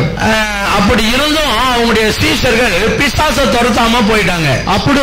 அப்பொழுது ప్రభు దగ్గరికి ஆண்டவரிடத்துல తీసుకుని వచ్చారు, அவனை அழைத்து கொண்டு வந்தார்கள். ప్రభువు ఆ దయ్యాన్ని వెళ్ళగొట్టాడు. அப்ப ఆండవరాகிய యేసు క్రీస్తు அந்த பிசாசை துரத்தினார். అడిగారు, சீஷர்கள் வந்து கேட்டார்கள், మేము ఎందుకు చేయలేకపోయాము? இதை என்னால செய்ய முடியல, మా శక్తి ఎందుకు సరిపోలేదు? என்னுடைய பலம் இதுல, என்னுடைய ஆண்டுடைய வலம் எனக்குள்ள இல்ல. దానికి 28వ వచనం 9వ అధ్యాయం మార్క్స్ వార్త 28 చూద్దాము. మార్క్ 9:25 వచనం 28వ వచనం 28. ఆయన ఇంటిలోకి వెళ్ళిన తరువాత అందుకు ఆయన ప్రార్థన వలనే அவர் சொன்னார், ஜெபம் இல்லை என்றால், ఉపవాసము గాని உபவாசம் இல்லை என்றால், దేని వలనైనను இப்படிப்பட்ட இப்படிப்பட்ட காரியங்கள் இல்லை என்று ఈ విధమైనది వదిలిపోవట, இப்படிப்பட்ட பிசாசுகள் வெளியே போவே போவாது సాధ్యమని వారితో చెప్పాను. இது సాధారణமான காரியம் அல்ல. సండే ఇక్కడ ఒక మర్మమును పెట్టాడు, ఇక్కడ ఒక మర్మమును పెట్టాడు. ஒரு மறைவான காரியத்தை. మర్మము என்னது? என்ன அந்த மறைபொருள்? ఉపవాసం చేయమంటున్నాడు. உபவாசிக்க சொல்லுகிறார். ఎలాంటి ఉపవాసం చేస్తారు? எப்படிப்பட்ட உபவாசம் பண்ணணும்? కడుపును మార్చుకుంటారా? வயிற்ற கட்டிக்கிறது மாத்திரமா? కడుపును మార్చుకోవటం కాదు ఉపవాసం అంటే. వయసై మార్చుకొల్వదల్ల. దానియేలు గారు 21 రోజు ఉపవాసం చేశాడు. దానియేలు కూడా 21 నాட்கள் ఉపవాసం అన్నా. 21 రోజులు ఆయన తింటూనే ఉపవాసం చేశాడు. அவன் சாப்பிட்டே ఉపవాసం பண்ணிக்கொண்டிருந்தான். దేవుని ఆత్మగా నిన్ను నువ్వే లాక్ డౌన్ చేసుకుని ఈ లోకాన్ని అంతటిని మర్చిపోయి ఓన్లీ దేవునితో మాట్లాడడం నువ్వు ప్రారంభించావు. ஆண்டவராகிய வல்லமை உனக்குள்ளே வைத்துக்கொண்டு நீங்கள் அவரோடு கூட நீங்கள் நடக்கிற பொழுது, సో అప్పుడు నీకేం దొరికిందంటే దేవుడు ఆత్మగా నువ్వు ఉన్నప్పుడు నీ ఆత్మతో దేవుడి యొక్క శక్తితో அப்பொழுதுதான் உனக்கு ஆண்டுடைய வல்லமை உனக்கு கிடைத்து அந்த வல்லமை உனக்குள் இருந்து நீ காரியங்களை செய்ய முடியும். ఆ నిమిషము నీకు శక్తి విడుదల అవుతుంది. அந்த నిమిషమే பிசாசு வெளியே போயிடும். దేవుడు నీకు అధికారం ఇచ్చాడు. ஆண்டவர் ஒரு அதிகாரத்தை கொடுத்திருக்கிறார். అధికారం అపోస్తలుకే కాదు అందరికీ ఇచ్చాడు. அதிகாரம் வெறும் அப்போஸ்தலனுக்கு மட்டும். ఆ అధికారాన్ని మనం ఎందుకు వాడుకోలేకపోతున్నాము? அந்த அதிகாரத்தை நான் ஏன் பயன்படுத்தல? ఉపవాసము మనం బలంగా చేయాలి. ఉపవాసం நாம் కట్టాయం இருக்க வேண்டும். మనం అందరం సేవలకు చెప్తాం, విశ్వాసులకు చెప్తాం, எல்லாரும் విశ్వాసులకు పోయి ఉపవాసం చేయండి, ఉపవాసం பண்ணுங்க. ఒక పాస్టర్ గా మనం ఎందుకు ఉపవాసం చేయలేము? దేవుడు ఏమన్నాడు? ఉపవాసం చేస్తే నీలో శక్తి ఉందంటున్నాడు.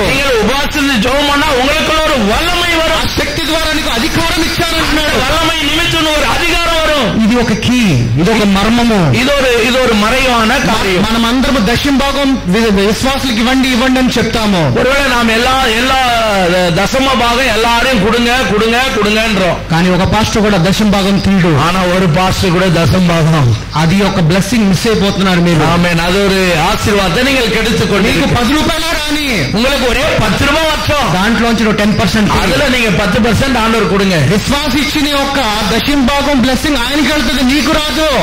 விசுவாசி கொடுக்கிற தசம பாகம் அவங்களுக்கு போகுமே தவிர உனக்கு வராது. నీకు బ్లెస్సింగ్ రావాలంటే నీకు వచ్చిన దశమ భాగం உனக்கும் ఆశీర్వాదం வரணும்னா నీயும் கொடுக்கணும். సో ఈ విధంగా అన్ని మర్మంతో కూడినవన్నీ చేస్తే దేవుడు నిన్ను పట్టజాలనంత విశ్వాసులను నీ సంఘములో ఆయన తోడుకుని వచ్చి పెడతాడంటున్నాడు. இப்படிப்பட்டதான காரியங்களை நீங்கள் உண்மையா இருந்து செய்கிற பொழுது தேவனே உங்க சபைகளுக்கு ஆத்துமாக்களை விசுவாசிகளை கொண்டு வந்து சேர்ப்பார். విశ్వాసుల కోసం నువ్వు ఎక్కడో పరిగెత్తక్కర్లేదు. விசுவாசிக்காக நீங்க அங்கங்க ஓடி ஓடி அலையாதீங்க. దేవుడు ఏమంటాడంటే నేనే తోసుకుని వస్తానంట. ஆண்டவர் சொல்றார், நானே இட்டு வரேன்பா சபைக்கு. ప్రకటన గ్రంథము ప్రకటన రెవల్యూషన్ చాప్టర్ வெளிப்படுத்தின புஸ்தகம் 2వ అధ్యాయము 2వ అధికారం 26వ వచనము 26వ వచనం. ఇక్కడ ఏం చెప్తున్నాడు? என்ன சொல்லுகிறார்? నేను నా తండ్రి వలన అధికారము పొందినట్టు நான் என் தகப்பனிடத்தில் அதிகாரம் பெற்றது போல జయించు అంతము వరకు, ஜெயித்த அந்த நாள் வரைக்கும் నా క్రియలు జాగ్రత్తగా చేయువానికి, நான் என்னுடைய காரியங்களை எல்லாம் என்னுடைய கிரியைகளை ஜாக்கிரதையாய் செய்து கொண்டிருந்தேன். ఆ జాగ్రత్త చేయని వారికి జనుల మీద అధికారం ఇచ్చును. அதை ஜாக்கிரதையாய் செய்வதற்கு ஜனங்கள் மேல கர்த்தர் என்பது அதிகாரத்தை கொடுத்தார். అధికారం పొందుకోవాలని నువ్వేం చేయాలి? நீங்க அதிகாரத்தை பெற வேண்டும் என்று దేవుడు అధికారాన్ని ఇస్తా అన్నాడా? தேவன் அதிகாரத்தை கொடுத்துட்டாரா? கொடுக்க போறாரா? ఆల్రెడీ ఇచ్చేసాడా? ఆల్రెడీ கொடுத்துட்டாரா? మరి ఎవరు తీసుకోవాలి? అప్పుడు யார் வாங்கிக்கணும்? మనం తీసుకోవాలి. வாங்கிக்கணும். మనం తీసుకోవాలంటే మనం ఏమై ఉండాలి? நான் வாங்கிக்கணும்னா நான் யாரா இருக்கணும்? ఆయన ఆత్మై ఉండాలి. அவருடைய ஆவிக்கேற்றவனா இருக்கணும். ఆయన ఆత్మై ఉన్నప్పుడు నువ్వు శక్తిని పొందుకుంటావు. அபிஷேகம் எனக்குள்ள இல்லை என்றால் அந்த பலன் வராது. ఆ శక్తి ఏంటనేది చూద్దాం. அந்த பலன் என்னவென்று பார்க்கலாம். 1 కొరింథీ పుస్తకం 2వ అధ్యాయము 2వ అధికారం 10వ వచనము 10వ వచనం. మనకైతే எனக்கான దేవుడు వాటిని తన ఆత్మ వలన బయలుపరిచి ఉన్నాడు. அந்த வார்த்தைகளை ஆவியின் நிமித்தம் அறிமுகப்படுத்தியிருக்கிறார். ఏ వాటిని బయలుపరిచిన? ఆయన ఆత్మ వలనంట, அவருடைய அபிஷேகத்தினால வெளிப்படுத்துகிறார். ఆత్మ అన్నిటినీ, அந்த ஆவியிலே எல்லாவற்றையும் దేవుని మర్మమును కూడా పరిశోధించుచున్నాడు. மறைபொருளான காரியங்களை கூட அந்த ஆவியானவர் உங்களுக்கு காண்பித்துக் கொடுப்பார். దేవుని యొక్క మర్మములు కూడా నీతో పరిశోధిస్తున్నాడంటే ఎవరు? ஆண்டவருடையதான அந்த மறைவான காரியங்களை வெளிப்படுத்துவர் என்றால் நீங்கள் யார்? ఒక మనుషుని సంగతులు, ஒரு மனுஷனுடைய காரியங்கள் అతనిలో ఉన్న మనిషాత్మకే గాని அந்த மனுஷனுக்குள்ள இருக்கிற ஆத்மாவுக்கு మనుషులలో ఎవరికి తెలియదు. அந்த வேற மனுஷனுக்கு அது தெரியாது. అరుల్ పాస్టర్ మనసులో ఏదైనా అనుకుంటున్నాడు అనుకోండి, அருள் பாஸ்டர் மனசுல என்ன நினைக்கிறாரு నాకు ఎట్లా తెలుస్తుంది? இவருக்கு எப்படி தெரியும்? కానీ దేవుడు ఏమంటున్నాడంటే నా ఆత్మగా నువ్వు జీవిస్తే, கர்த்தர் என்ன சொல்றாருன்னா, என்னுடைய ஆவி இருந்தா, அபிஷேகம் இருந்தா, దేవుని సంగతులు దేవుని ఆత్మకే గాని தேவனுடைய ஆவி சபைக்கு மாத்திரமே ఎవరికి తెలియదు, மற்ற யாருக்குமே தெரியாது. దేవుడు నీకు ఏ ఆత్మ ఇచ్చి ఉన్నాడు? ஆண்டவனுக்கு ஏன் இருதயத்தை கொடுத்திருக்கிறார்? తండ్రి కుమార పరిశుద్ధాత్మని ఇచ్చి ఉన్నాడు. குமாரன் பரிசுத்த ஆவியின் நாமத்தை, దత్తపుత్రాత్మని ఇచ్చి ఉన్నాడు. பிதா குமாரன் பரிசுத்த ఆయన ఆత్మగా జీవించినప్పుడు ఆయన మర్మంలో నీకు తెలియజేస్తాడా లేదా? அவருடைய அபிஷேகத்திலே நான் இருக்கிற பொழுது மறைவான காரியம் சொல்ல மாட்டாரா? మనిషిగా జీవిస్తే ఆయన శక్తి నీకు తెలియదు. வெறும் மாம்சத்தில் இருந்தா இது உனக்கு தெரியவே தெரியாது. కానీ ఆయన ఆత్మగా జీవిస్తే దేవుడు అన్నాడు, நீங்கள் அவருடைய அபிஷேகத்தில் இருந்தால் இது தெரியும். మర్మం నీకు బయలుపరు. என்னுடைய மறைவான காரியங்கள் எல்லாம் உனக்கு தெரிஞ்சிடும். దేవుని వలన మనకు 13వ వచనం 12 దేవుని వలన ஆண்டுடைய மூலமாக మనకు దయచేయబడిన వాటిని తెలుసుకొనుటకే, దయவு பண்ணின இருக்கிற காரியம், మనకు లౌకిక ఆత్మను కాక இந்த வெறும் அலங்கரிப்பான காரியங்கள் இல்லாம దేవుని యొద్ద నుండి వచ్చు ఆత్మను, கர்த்தரிடத்திலிருந்து வருகிற அந்த அபிஷேகம் మనము పొంది ఉన్నాము. நான் அதை பெற்றிருக்கிறேன். మనుష్య జ్ఞానము నేర్పు మాటలతో కాక, மனுஷனுடைய வார்த்தையினால அலங்கரிப்பு இல்லாம ఆత్మ సంబంధమైన సంగతులను கர்த்தர் கர்த்தருடைய அபிஷேகத்தில் உள்ள அந்த அந்த அந்த காரியங்களின் நிமித்தம் ఆత్మ సంబంధమైన సంగతులతో చరిచూచుచు கர்த்தருடைய అభిషేகத்தில் உள்ள வார்த்தைகளின் நிமித்தம் ఆత్మ నేర్పు మాటలతో వీటిని గురించి మనం బోధించాలి. இந்த வார்த்தைகளின் நிமித்தம் நீங்கள் பிரசங்கிக்க வேண்டும். దేవుని యొక్క వాక్యం శక్తి కలిగినది. ஆண்டுடைய ஒரு வார்த்தை பலனானது. అలాగే 1 కొరింథీ மறுபடியும் நீங்கள் 1 కొరింథీయులకు 10వ అధ్యాయము 10వ அதிகாரம் 13వ వచనం 13வது வசனம். ఏమంటున్నాడు? அங்க என்ன சொல்லுகிறார்? సాధారణముగా మనుషులకు కలుగు சாதாரணமான ஒரு மனுஷனுக்கு நடப்பதை காட்டிலும் శోధన తప్ప మరి ఏదియో சோதனை வேற எதுவுமே మీకు సంభవింపలేదు. வரவே వరాదు. దేవుడు నమ్మదగిన వాడు. ஆண்டவரை நம்பாதவன் మీరు సహింపగలిగినంత కంటే நீங்கள் சகிக்க வேண்டிய காரியம் ఆయన మిమ్మును శోధింపనీయడు. அவர் அதை காட்டிலும் ஒரு பெரிய சோதனை உனக்கு கொடுக்க மாட்டார். అంతేకాదు సహింపగలుగుటకు இதை சகிக்கத்தக்கதாக ఆయన శోధనతో కూడా తప్పించుకున్న మార్గమును அந்த சோதனையில நீங்கள் தப்பி நடக்கக்கூடிய வழியையும் ఆ మార్గమును కూడా మనం அந்த பாதையையும். సో అలాంటి దేవుడు నువ్వు ఎలాంటి శోధనలో ఉన్నా కానీ ఇక్కడ దేవుడు అంటే శోధన సహించేవాడు ధన్యుడు అంటే அப்படிப்பட்ட தேவனை நாம் எந்த சோதனையில எப்படி இருக்கிறோம். ஆகையால தான் சொல்லுகிறேன் சோதனையை சகிக்கிற மனுஷன் பாக்கியவான் என்று. సో దేవుడు నీకు ఎలా తోడే ఉంటాడు? దేవుడు నీకు ఎలా తోడే ఉంటాడు? ஆண்டவர் உங்களுக்கு எந்த அளவுக்கு கூட இருக்கிறார்? నీకైనా పాస్టర్కైనా బిషప్ అయినా ఆర్క్ బిషప్ ఎవడైనా కానీ దేవుడికి ఒకలాగా உங்களுக்கா இருக்கட்டும், பிஷப்பா இருக்கட்டும், ஆர்சி பிஷப்பா இருக்கட்டும், சிஎஸ்ஐ எந்த பிஷப்பா இருக்கட்டும், దేవుడు ఆత్మై శక్తి కలిగి ఉన్నాడు. ஆண்டவர் அவருடைய அபிஷேகம் பலன் உள்ளவராக இருக்கிறார். యెషయా గ్రంథము 41:10 ஏசாயாவின் புத்தகம் 41:10 దాసుడు అనియు நீங்கள் என்னுடைய தாசன் என்று నిన్ను నేను ఉపేక్షింపక நான் உங்களை பயன்படுத்த விதம் నీకు తోడై ఉన్నాను. உனக்கு நான் உன்னோடு கூட இருக்கிறேன். భయపడకము, பயப்படாத. నీ దేవుడనైన నేను உன்னுடைய தேவனாகிய நான் దిగులు పడకము, பயப்படாத. నేను నిన్ను బలపడుతును, உன்னை பலப்படுத்துவேன். నీకు సహాయము చేయువాడు నేనే, உனக்கு சகாயம் பண்ணக்கூடியவரும் நானே. నీతియు నా దక్షిణ హస్తము నేను ఆదుకొందును. நீரின் கரத்தினால் உன்னை அரவணைத்துக் கொண்டு నీ మీద కోపపడి వారందరూ సిగ్గుపడి உன் மேல கோபமா எழும்பி வரவனெல்லாம் வெக்கப்பட்டு పొందెదరు, వ్యసనப்பட்டு போவான். నీతో వాదించువారు உன்னோடு வழக்காடுகிறவன் మాయమైపోదురు, இல்லாமலே போயிடுவான். నీతో కలహించు వారిని உன்னோடு கூட இருக்கக்கூடியவன் వెతుకుదువు గాని நீ தேடினாலும் వారిని அவனை பார்க்கவே முடியாது. నీతో యుద్ధము చేయువారు உன்னோடு சண்டை போட நினைக்கிறான், పాలవుదురు, அவன் நாசமாயிடுவான். నీ దేవుడునైన యెహోవానకు నేను உன்னுடைய தேவனாகிய கர்த்தராகிய நான் భయపడకము నేను నీకు பயப்படாதே இரு என்று సహాయము చేసేదను, சகாயம் பண்ணுகிறவர் நான். నీ కుడి చేతితో పట్టుకుని உனது వలது కరத்தை பிடித்து நடத்துகிற கர்த்தர். கரங்களை தட்டி ఎంత గొప్పవాడంటే ஆண்டவர் எப்படிப்பட்ட பெரிய தேவன். నిన్ను ఆయన దూతలతో కాపాడుతూనే ఉంటాడు. எப்பொழுதுமே கர்த்தருடைய தூதன் உங்களை காத்துக்கொண்டே இருக்கிறார். అలాంటి దేవుడు మనకు తోడే ఉన్నప్పుడు మనం ధైర్యం కలిగి సువార్తను ప్రకటించాలి. இப்படிப்பட்ட தேவன் என்னோடு இருக்க நான் ஏன் பயந்து பிரசங்கிக்க வேண்டும்? సో అలాంటి సువార్తను మనం అందరం చేయగలగాలి. இப்படிப்பட்டதான பிரசங்கத்தை தான் நாம் எல்லாருமே செய்ய வேண்டும். యోబు గ్రంథము యోబిன் పుస్తకం 28వ వచనము 21వ அதிகாரம் 24వ వచనం 24வது வசனம். ఆయన ఏమంటున్నాడంటే என்ன சொல்லுகிறார்? ఆయన భూమంతముల వరకు அவர் எல்லா பூமிக்கும் చూస్తున్నాడంట, பார்த்து கொண்டிருக்கிறார். దేవుడు చూచుచున్న దేవుడు, ஆண்டவர் பார்க்கிற கர்த்தர் ఆకాశము క్రింద இந்த பூமிக்கு கீழே வானத்துக்கு கீழே తెలుసుకొని ఉన్నాడు. எல்லாரும் தெரிஞ்சுக்கிறேன். మీ సువార్తలో ఉన్నప్పుడు కష్టాలు ఉన్నాయని తెలుసు ఆయనకి. நீங்கள் பிரசங்கிக்கும் பொழுது எப்படிப்பட்ட கஷ்டம், బాధలో ఉన్నారని తెలుసు, நீங்க என்ன உபத்திரவத்தில் இருக்கிறீங்க, నీకున్న శోధన తెలుసు, சோதனை என்னன்னு தெரியும், అన్ని కూడా ఆయనకి తెలుసు, எல்லாம் எனக்கு தெரியும். కానీ మనమేమనుకుంటాం అంటే దేవుడు దిగించాడు అంటే డబ్బు ఇస్తే దేవుడు దిగించాడు అనుకుంటాం. நான் என்ன நினைக்கிறேன்னா பணம் கொடுத்தாதான் அவரை நான் ஆராதிப்பேன். నీ పిల్లలను దీవిస్తే దేవుడు దీవించాడు అనుకుంటావు. உன்னுடைய குடும்பத்தை நீங்கள் எப்படி நடத்துறீங்கன்னா அதுவே கர்த்தர் உங்களை நடத்துகிறார். నువ్వు బిల్డింగ్ కడితే ఒక దేవుడు దీవించాడు అనుకుంటావు. బిల్డింగ్ நீங்க கட்டுற வீட்டை கூட கர்த்தர் ஆசீர்వదిக்கிறவர். అంటే దీవించడం అంటే ఇది కాదండి.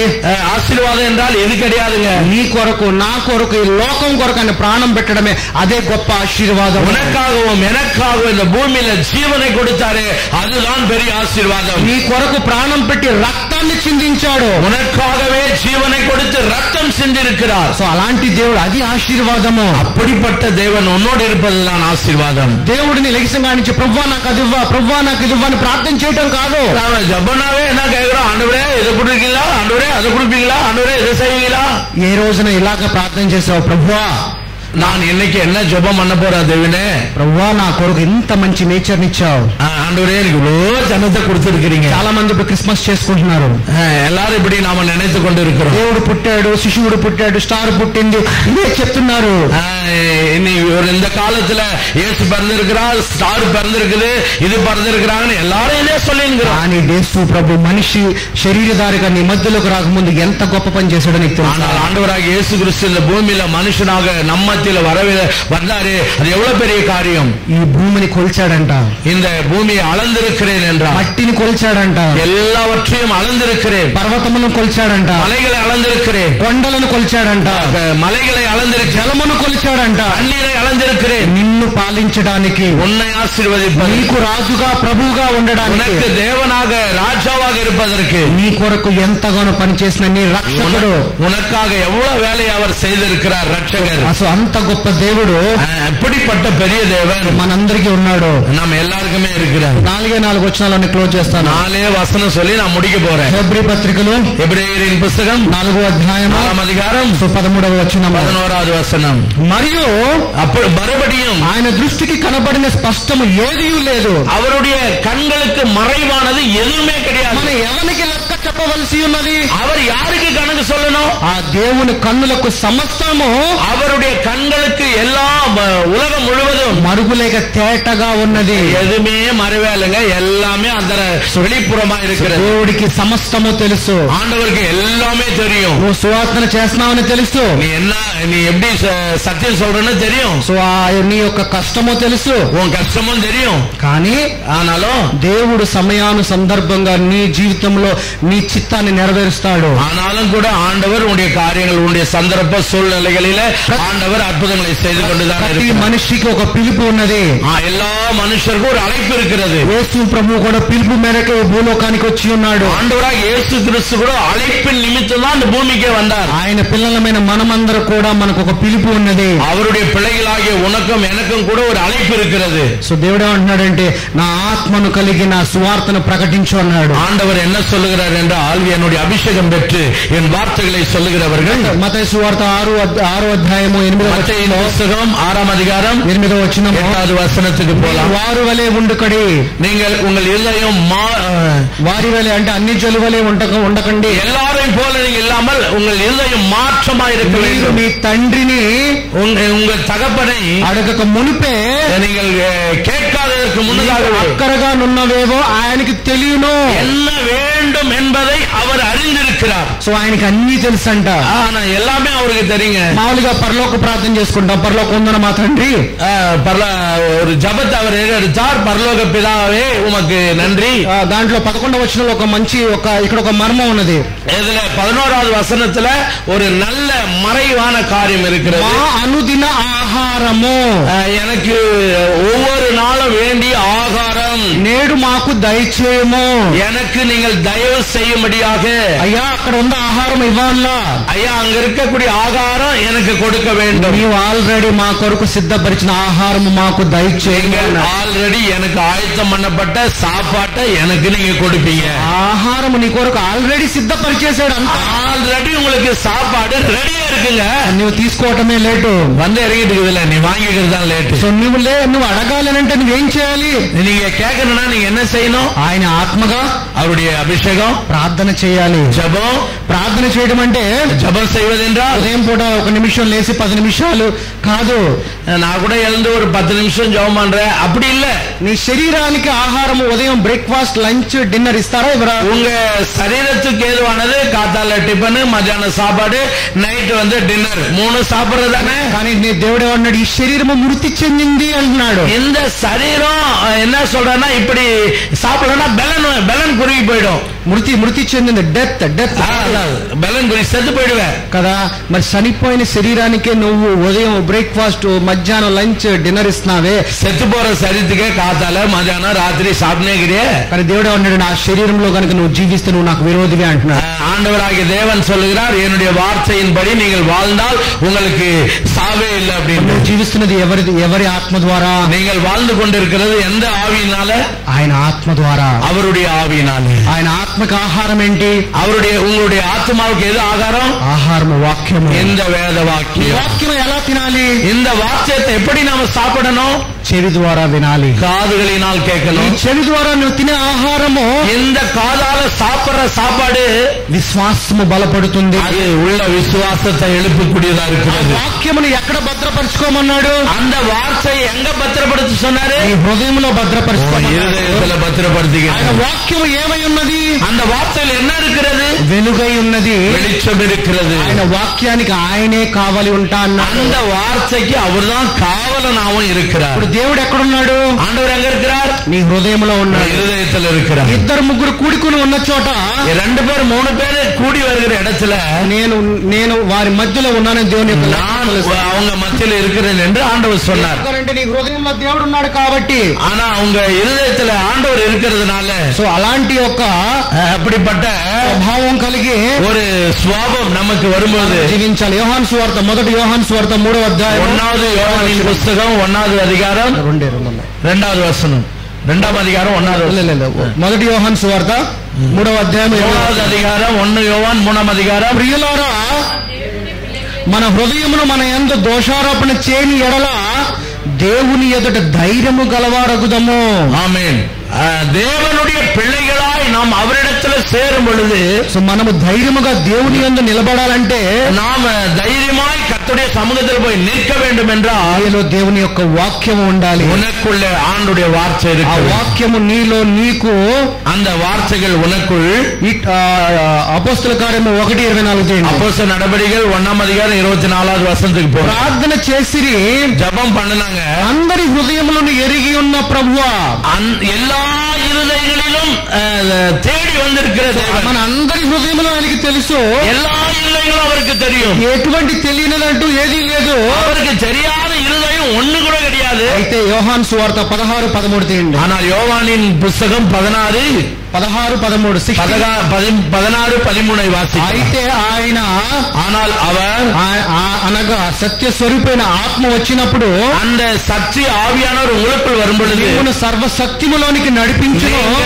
సర్వ సత్యத்துக்குள் அவர் உங்களை நடத்துவார். తనంతట తాను ఏమీ బోధింపక உங்களுக்கு வேற யாரும் போதிக்க வேண்டியதில்லை. వేటిని వినునో, என்னத்தை கேட்பியோ వాటినే బోధించి அதையே சொல்லி பிரசங்கித்து సంగతులను తెలియజేయను.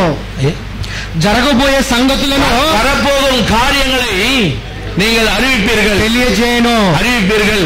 ఈ చెవులు దేనికి పనిచేయో, இந்த కాదు వేற ఎదుగు వేலை செய்யாது. కన్నులు దేనికి పనిచేయో, இந்த కన్నులు వేற ఎదుగు హృదయం దేనికి పనిచేయదు. இந்த హృదయం వేற ఎదుగు వేலை. అదేంటి ఇప్పుడు దాకా ఇదే హృదయంలో వాక్యాన్ని దాచుకోమన్నావు కదా?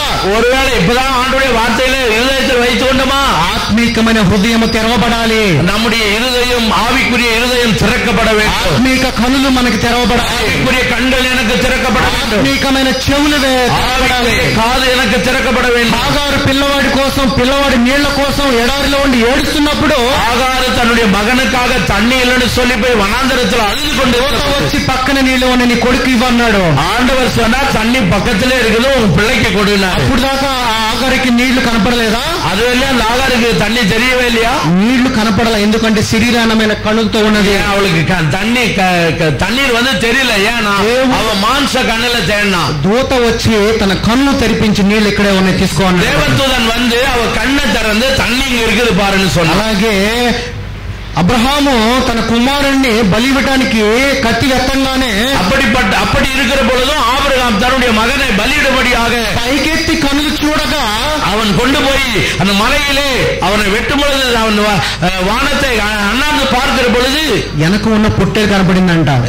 பின்னாடியே ஒரு ஆட்டுக்குட்டி இருந்தது. మనోహృదయ నేత్రము తెరవబడినది. நம்முடைய హృదయం எங்க திறக்கப்பட்டு இருக்கிறது? ఈ రోజున మనందరికీ సమస్యకి పరిష్కారం దేవుడు పక్కనే పెట్టుంటాడు. இன்னைக்கு நம்முடைய தேவையை நம்ம பக்கத்திலே கர்த்தர் வச்சிருக்கார். సొల్యూషన్ ఎప్పుడు కూడా నీ పక్కనే ఉంటుంది. இதுக்கான காரணங்கள் உன் பக்கத்திலே இருக்குது. ఎప్పుడైతే దేవుని ఆత్మగా నీ హృదయ నేత్రములు మనో నేత్రములు నీ యొక్క ఆత్మీక కనులు ఆత్మీక చేను తెరవబడ్డాయో, நீ எப்பொழுது ஆவிக்குரியவனாய் மாறி ஆவிக்குரிய காரியங்களை செய்து ஆவிக்குரிய கண்களோடு ஆவிக்குரிய காதுகளோடு ஆவிக்குரிய மனசோடு இதை பார்க்கிறாயோ, దేవుని యొక్క శక్తి నువ్వు చూస్తావు. ஆண்டுடைய வல்லமையை உன்னால் அறிய முடியும். ఆ శక్తిని మనం అందరం పొందుకుందామా? அந்த வல்லமையை நாம் எல்லாருமே பெற்றுக்கலாமா?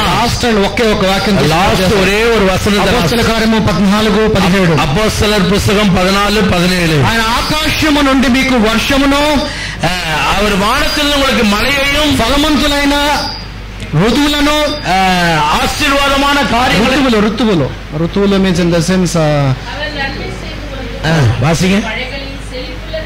செழிப்பையும் நமக்கு தந்து దయచేయచ్చు, ఆహారమును అనుగ్రహించుచు, ఉల్లాసముతో సంతోషத்தினாலும் మీ హృదయములను నింపుచు, உங்க இருதயங்களை நிரப்பி మేలు చేటు చేత உங்களுக்கு நன்மை செய்யும் பொருட்டாக గూర్చి సాక్ష్యము లేకుండా చేయలేదని బిగ్గరగా చెప్పి, நீங்கள் அவரை குறித்து சாட்சி சொல்ல வேண்டும் என்று அவர் சத்தமாய் சொன்னார். ఈ రోజున నువ్వు దేవుని ఆత్మగా ఉంటే నీకు ఆకాశము నుండి మన్నాను కురిపిస్తాడు. நீங்கள் கர்த்தருடைய ஆவியோடு இங்கிருந்து போனால் உங்களுக்கு வானத்திலிருந்து மன்னாவை கர்த்தர் ఆకాశము నుండి వర్షము పరిశుద్ధాత్మను నీలో ఒక జీవనదిగా ప్రవహిస్తాడు. పరిశుద్ధ ఆవియానவர் వానத்திலிருந்து மழையை போல உங்க மேல பெய்ய பண்ண போகிறார். చిన్న నది పొంగితే ఈ ఒక ఊరంతా పొంగిపోతుంది. చిన్న నది కొందలిచ్చి எழும்பினால் இந்த ஊர் மட்டும் தான் போகும். కానీ దేవుడు అన్నాడంటే నీలో నేను జీవనదులు ఉన్నాయి అంటున్నాడు. ஆனால் தேவன் என்ன சொல்லுகிறார்? உங்களுக்குள்ளே ஒரு జీవనది இருக்கிறது. ఆ జీవనది పొంగాలంటే నువ్వు ఏం చేయాలి? அந்த జీవనది పొంగ வேண்டும் என்றால் நீங்கள் என்ன செய்ய வேண்டும்? ఆ పరిశుద్ధాత్మ యొక్క నీళ్ళను తోడుకోవాలంటే నువ్వు ఏం చేయాలి? ஆவியின் வல்லமையை நீங்கள் நிரம்பப்பட வேண்டும். వాక్యాన్ని నీలో ప్రవహింపజేయాలి. ஆண்டுடைய வார்த்தைகளை உங்களுக்குள்ளே கொண்டு வர. ఆ వాక్యము నీలో ఒక నదిలాగా ప్రవహించాలి. వార్త உங்களுக்குள்ள నదిயை போல வரும். ఆ రోజున నువ్వు దేవుని యొక్క శక్తిని చూస్తావు. அந்த நாளில் ஆண்டுடைய வல்லமையை நீங்கள் பார்ப்பீர்கள். శక్తి కలిగిన వాక్యాన్ని నీలో ధరింపజేసుకోమన్నాడు. இந்த சக்தியான வார்த்தைகளை நீங்கள் தரித்துக் கொள்ள வேண்டும் என்றார். దేవుని యొక్క వాక్యాన్ని, ஆண்டுடைய வார்த்தைகளை నీ హృదయం మీద, என்னுடைய இருதயத்தின் மேல ఒక చొక్కాలాగా ధరించుకుని, ஒரு சரட்டை போல ఆయన యొక్క రెండంచుల వాడి వేడి గల ఖడ్గాన్ని, அந்த அவருடைய வார்க்கச்சையை என்னுடைய மேலே தரித்து கொண்டவனாய், ఆ వాక్యాన్ని నువ్వు ఖడ్గములగలా పట్టుకుని, వార్த்தையை நான் ஈட்டியாக பிடித்துக் கொண்டு, విశ్వాసం అనే ఒక డాలును పట్టుకుని, విశ్వాసం అనే కేడగத்தை நான் எடுத்துக்கொண்டு, అపవాది అనేవాడు నిన్ను శోధించుటకు వచ్చినప్పుడు, பிசாசானவன் உங்களை சோதிக்கும்படி வரும் பொழுது, విశ్వాసం అనే డాలుతో నువ్వు இந்த விசுவாசம் என்னும் வெளிச்சத்தை அவன் மேல் அடிக்கிற பொழுது, రెండంచుల వాడి వేడి వాళ్ళ ఖడ్గముతో 2000 సోడ్ வெளிச்சம் அது மேலே படுகிற பொழுது అపవాది నువ్వు హతము చేయొచ్చు. பிசாசை நீங்க வெல்ல முடியும். సో ఆయన వాక్యం ఎప్పుడు నీ మీద, నీ హృదయంలో ఉంటే ఏ అపవాది నీలో ప్రవేశించడానికి అవకాశం లేదు. அந்த வார்த்தைகள் எப்பொழுதும் உங்கள் இருதயத்தில் இருக்கும் என்று சொன்னால் எப்பொழுதும் அந்த வார்த்தைகள், அந்த வெளிச்சம் உங்களுக்குள்ள இருந்து கொண்டே இருக்கும். దేవుని వాక్యాన్ని మీ హృదయంలో భద్రపరచుకోండి. அவருடைய வார்த்தைகள் உங்க இருதயத்தில் ఆత్మగా జీవించండి. அவருடைய ఆవియాய் வாழுங்கள். భయపడే ఆత్మగా మీరు పుట్టలేదు. భయపడుகிற ఆవిயை நீங்கள் அந்த ఆవిயில நீங்க பெறல. ధైర్యము కలిగిన ఆత్మే మనందరికీ, ధైర్యముள்ள ఆవిயை பெற்று, ధైర్యము కలిగి దేవుని యొక్క సువార్తను మీరు అందరూ కూడా ప్రకటించండి. ధైర్యముள்ள కర్తருடைய వార్த்தைகளை நீங்கள் எல்லாரும் பிரசங்க. దేవుని యొక్క శక్తి మీలో కనబడాలి. ஆண்டுடைய வல்லமை உங்களுக்குள்ள காணப்படாது. శక్తి లేని వారుగా జీవించొద్దు. கர்த்தருடைய வல்லமை இல்லாதவராய், వాక్యం నీలో ఉంటే నీలో శక్తి ఉన్నట్టే. கர்த்தருடைய வார்த்தை உங்களுக்குள்ள இருந்தா பலன் இருக்கும். దేవుని పిల్లలు పేదవారిగా జీవించకూడదు. கர்த்தருடைய பிள்ளைங்க நீங்க పూర్ పీపుల్, பேதவாள் வேற, பயப்படுறது வேற. பேదవాள் வந்து పూర్ పీపుల్. దేవుని పిల్లలు పూర్గా ఉండకూడదు. ஏழைகள் வேற. பேதன்றது வேற. பேதம் என்று அறியாமை. அறியாமையா இருக்கக்கூடாது. లేదు దేవుడు పేదండ్రది వేరు పేద అంటే ఓకే ఓకే పూర్గా ఉండకూడదు. మన దేవుడు సంపన్నుడు అంటున్నాము. என்னுடைய தேவன் சம்பூர்ணமுள்ளவராயிருக்கிறார். రాజ్యాధికారం కలిగిన వాడే ఉన్నాడు. రాజ్యத்தின் அதிகாரம் முழுவதும் அவருக்குரியது. ఆయన మనందరికీ అధికారం ఇచ్చున్నాడు కాబట్టి எல்லாருமே எனக்கு அதிகாரம், நம்ம எல்லாருக்கும் அவர் அதிகாரம். ఆ రాజు మీ అందరికీ తోడే ఉండాలని, రాజా நம்ம எல்லாருக்கும் துணையா இருக்கிறார். మిమ్మల్ని అందరినీ దీవించాలని, உங்க எல்லாரையுமே வாழ வைக்கக்கூடிய సువార్త పరిచర్యను ఆశీర్వదించాలని, உங்க வார்த்தைகள் எல்லாவற்றையும் அவர் ஆசీర్వదిக்க, మీకు మంచి ఆరోగ్యం దయచేయాలని, நல்ல సుఖం ఉండాలి, మీ పిల్లలు మీ ఫ్యామిలీ అందరూ సంతోషంగా ఉండాలని, కుటుంబం మనే పిల్లలు எல்லாரும் சந்தோஷமா இருக்க வேண்டும். ప్రభు నామమున మీ అందరినీ వేడుకుంటున్నాను. యేసువిன் నామములో నేను శపిத்துக் கொள்கிறேன். ఆమేన్. ఆమేన్. God bless you. Praise the lord. Thank you. Thank you lord.